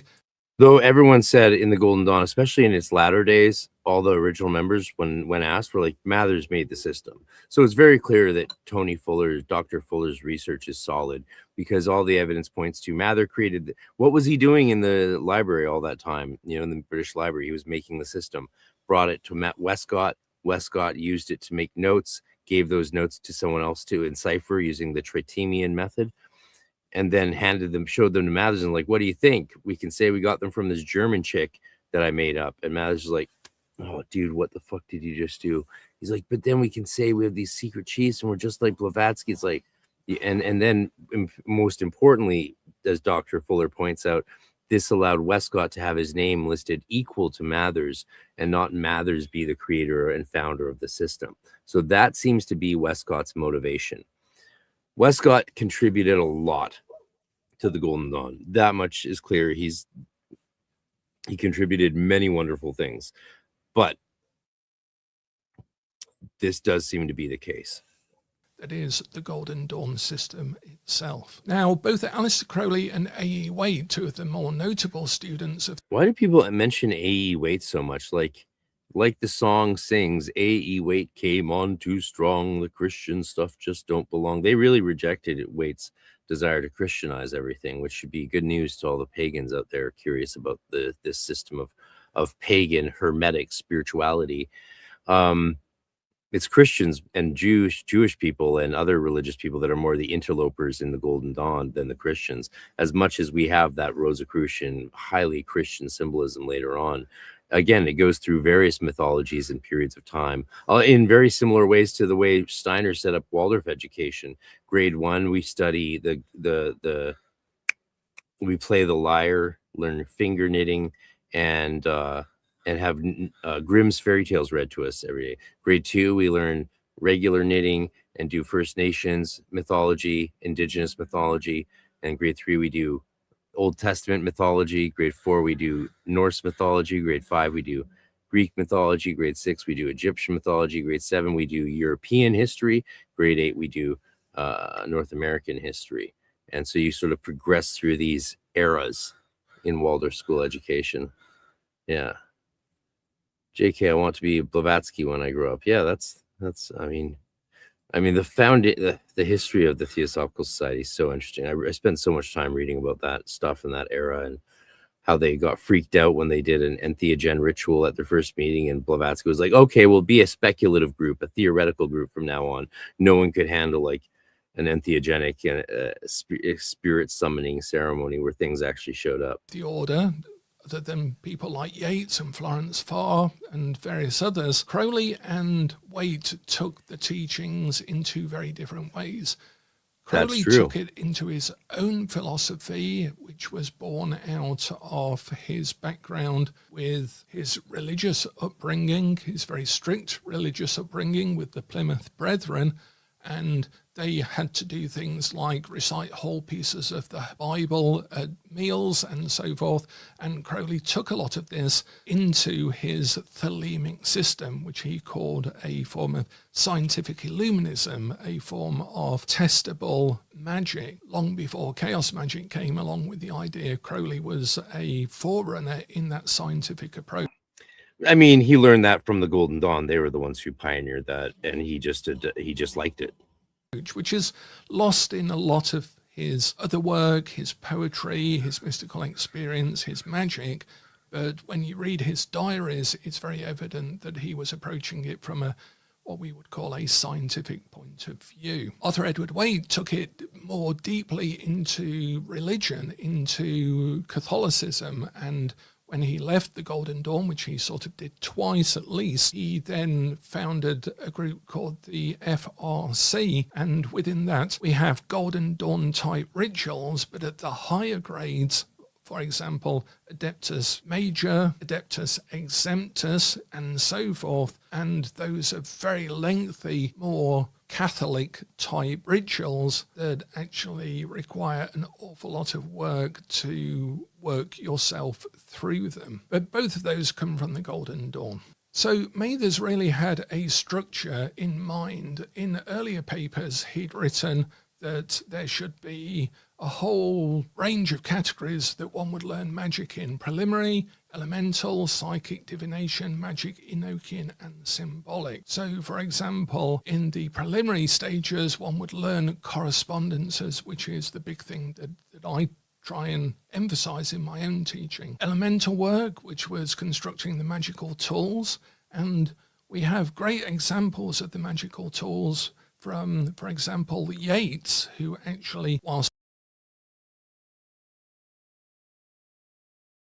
this guy says some things I want to wind back on. Chaos Moon says, I get that. No, there's no groups around here either. I wish there was something more structured. Yeah. Well, we're trying to grow the world, hopefully by educating, and that's why I'm training a whole bunch of Golden Dawn adepts right now. Hopefully, 3-4 years from now, I will have produced a dozen Golden Dawn adepts who can then create places where they live and temples, and some of them will train others, and that would be really great. We're all just working on this together. But he said something a little interesting. Awful lot of work to work yourself through them. But both of those come from the Golden Dawn. So Mather's really had a structure in mind. In earlier papers, he'd written that there should be a whole range of categories that one would learn magic in: preliminary, elemental, psychic, divination, magic, Enochian, and symbolic. I mean, that is the curriculum. That's what the curriculum is, all that stuff. So, for example, in the preliminary stages, one would learn correspondences, which is the big thing that I try and emphasize in my own teaching. Elemental work, which was... That's funny, since correspondences is kind of a small part of the system. It's not really the backbone or core of it. It's a big part of it. And Lenny Flatley has just given an interesting lecture today at the Museum of Witchcraft, I believe, that looks at how Timothy Leary is a major player in the development of that sort of way of thinking, and bringing and validating a lot of the Golden Dawn's work along those lines into the modern era, and that stuff holds up. So that's actually interesting. Correspondences is a big thing, but it's by no means the whole pie. Magical tools, and we have great examples of the magical tools from, for example, Yeats, who actually, whilst being a notable poet in his own right, was also a Golden Dawn student and created his own magical items, which we... You mean like Imperator of the Golden Dawn, like Emperor? Imperator? He was a student. Yeah, he was also an Imperator and the head of the order for a long time. And he went through the 6.5 and 7.4 that Falcon made, along with Westcott. Westcott, who went with Mathers and the AO, still went through the 6.5 and 7.4 of Falcon, at least the 6.5. So that was a different 6.5 and 7.4 than was originally created, and for good reason. And, Nick Farrell's a big proponent of people. Grades beyond Tiferet don't really matter. They're mystical experiences. They're not magical initiations. And that's why a lot of members weren't that interested in them. And they're not really higher grades. They're mystical experiences that you can have once you hit that point of Tiferet. The whole rest of the tree opens up to the adept, and you can work all of it. You don't need to go through those ceremonies. They weren't even a part of the original order, really. They were just nominal grades, but never formal rituals that people really went through, as far as anyone can tell, as far as I know. Still have records of. I can remember there was a time when we were doing the Zodiac rituals in Nottingham in England, and we had constructed various magical tools for that. This is going back about 30 years or so now, and we had left them in a cupboard in a Well, I think he might have been part of the Cicero book order, that temple in Nottingham that Farrell was in, maybe. Or there was another Nottingham group for a while. I forgot. I knew about it, but I forgot. Philosophical Hall in Nottingham, And a little while later, unbeknownst to us, a Golden Dawn related person had come to give a lecture there from America, and they had come across all of our magical tools in this little cupboard that we'd left them in the Theosophical Hall.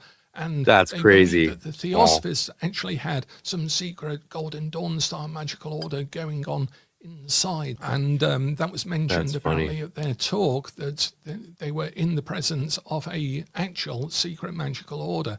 So it's quite nice to have been a secret magical order within a secret magical order. That's cool. Based on a secret magical order being talked about while someone was talking about a secret magical order. So you can see the way these things can tend to go. So you would learn correspondences, you would construct magical tools on the psychic level. According to Mathers, this is where all of the spirit vision and astral projection work comes in.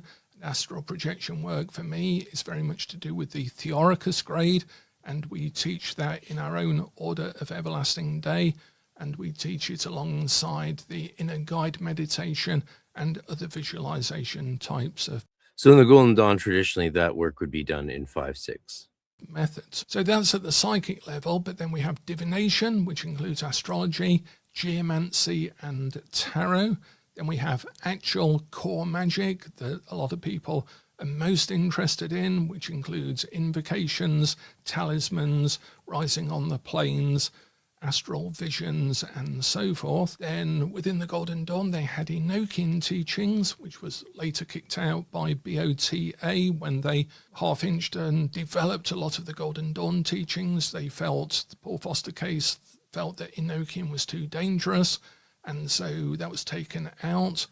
And oh, that's what I was gonna say. You know, they used to call, or Crowley at least, called AE weight dead weight, and he was very stuffy. I don't think people respected him, but I think people felt like he kind of didn't get it. Within the Golden Dawn, you would go on astral journeys for specific Enochian squares, magical squares. And then there'd be a symbolic category as well, where you would analyze the rituals. You'd analyze the neophyte ritual and the construction of a particular ritual. A ritual that is very good to deconstruct in the Golden Dawn is the ritual of consecrating a talisman, because that is really on. Okay, you don't need to deconstruct the Golden Dawn rituals to understand the formula. We start with the formula. We start with the Z formula. And the Z formula shows you how all these rituals are then constructed, so that you can just read the ritual and automatically know how it's formatted. And that whole formula is based on earlier grimoires and magical practice. It's not complete. It's not invented by the GD. It's extrapolated from the grimoires to be an ultimate grimoire formula for conjuring spirits and making talismans. Making talismans and conjuring spirits are kind of the same thing. Like, if you can conjure a spirit, you don't need to make a talisman of it. And that said, there's a very interesting astrological event happening with Pluto and, is it Uranus? Wait, it's very exciting. Hasn't happened in decades, maybe close to 100 years. We're gonna all make talismans in my class. Uranus and Pluto trined, and it's trined at 12:45 a.m. Eastern time. So you have from 3:45 Pacific time up until 9:13 p.m. when the moon goes void, of course, to create a super amazing talisman if you want to conduct that astrological timing. And again, I recommend Christopher Warnock. Yeah, I haven't seen anyone talking about the 26th. It happened to fall on the Saturday where my class of Golden Dawn students actually has our ritual class that month. And I think that's right. Yeah. No, it's not. It's not on the 18th. It's on the 18th. It's on the 18th, not the 26th. There's something else on the 26th, right? No, there's nothing I see on the 26th. I don't see anything on the 26th. Oh, July 18th. Right. That's what I was saying. July 26th. Yeah, not July 26th. July 18th. You don't want to do something when Saturn goes retrograde on the 26th. Yeah, it's the July 18th. You said it. So yeah. lot of predictions happening for that time, and I haven't seen many magicians talking about what they're going to be making. It might be the first time that I make a serious batch of talismans for anyone interested, because those are two forces. Uranus, I have a special relationship to Uranus as an Aquarius, and as a very Aquarius, and with Uranus in a very powerful place in my 12th house. And yeah, so I think I could do a good job making some cool talismans, and I'm happy to send them out to whoever wants them. We can work something out. Let me know if you're interested. I might just do a special one-off sort of thing there, because it would be, it's a rare election. When's the last time one of my students told me when the last time that election happened was, and it was, I think, hundreds of years ago. There's another November 29th. Let's see. November 29th. Let's check that out. November 29th. November. I see. Oh, Uranus trine. Wow. It's the same thing. It's the same thing, but it's in a waning moon, whereas this month or next month, it's in a waxing moon. That is so interesting. So it's this rare trine that I was told hasn't happened in forever, but it's happening twice this year. I would definitely choose the waxing moon version in July over November during the waning moon. But that's crazy. That's very fascinating. Yeah, we're in the window for them from June 15th, January 31st. Oh, that's why. See, there's the limits to my astrology, that many of you know more astrology than me, and I always like learning. I learn every day from my mom, who's asleep in the other room or in the corner, where I keep her in her cage. And it's a blessing to, yeah. My mom and sister are super cool. My sister was super cool. Both of them were. I miss them. Yeah, sounds good. On 4 worlds, and very plainly on 4 worlds, through its use of colours and symbolism. Go to Mendy's, great name. The depth of the power of 105-year cycle. Cool. Ritual. Very cool. Dawn so you could almost say, what was 105 years ago? That was like, yeah, I mean, it's almost I don't want to say anything, but that's just very cool. Of a consecration of a talisman, the robes that you wear, the colors of the talisman, the colors of the temple, and so forth, are all on different psychic layers. And this is done through the symbolism and the colors in the 4 worlds of the Tree of Life. And if you know the 4 worlds of the Tree of Life, if you know all of the corresponding. What happened in 1921? Second World War kind of ended. First World War kind of ended. Some other things probably happened. Start of the Roaring 20s. Damn, I have to go to the Hermetica class. I want to keep hanging out with you guys. You guys are fun. The Hermetica class is also fun. Oh, someone signed up for EnokiaCon. Imagine that. You should definitely sign up for EnokiaCon. I think we'll come back and do more of this guy's video, because I like this guy. He's a legit GD guy, veteran, adept, clearly. We might have our differences of point of view, but we come from different eras. I should definitely reach out and have a podcast with this guy. Me and this guy live stream would be fun. We could hash out details and opinions, and most importantly, experiences. I'd like to trade some experiences with this guy and see what he thinks about life and the meaning of light. So yeah. You don't have to go home, but you can't stay here. Well, the world is crazy, but we're having fun. Thanks for being here. Who is he? Yeah, I don't know. I'll find out and post it in the comments below. I'll link both the videos that I reviewed today, and so you guys can check them out on your own and look into those people's work, since I appreciate the fact that we're allowed to do this sort of stuff. And yeah, how should we? I need to do. What do I? Yeah, if you want to come to EnokiaCon, you should. And here's a little song I sang about it. And we have so much being added to the menu this year. It's really quite impressive. There's going to be live music. like Ike Baker on drums. I'll do some music. We got we have so many professional musicians are going to be there. We'll just have an open stage with professional musicians with some stuff worked out in advance, some stuff not. Like I'll do the full rewrite I did of Skinner's Simple Man as Simple Mage. I wrote it about Ike Baker. You can see that as a private video on my YouTube. So become a channel member and support my work. Throw in some super chats, like, subscribe, share, do all that stuff. It really, really helps. And clearly I'm having some success in the algorithm, as evidenced by the fact that, there's almost 20 of you here after 2-3 hours of streaming. So it's a great honor and a privilege to hang out with you all here and do this fun stuff. So what can I say? Sign up to a Nokia Con today and you won't regret it. See you soon.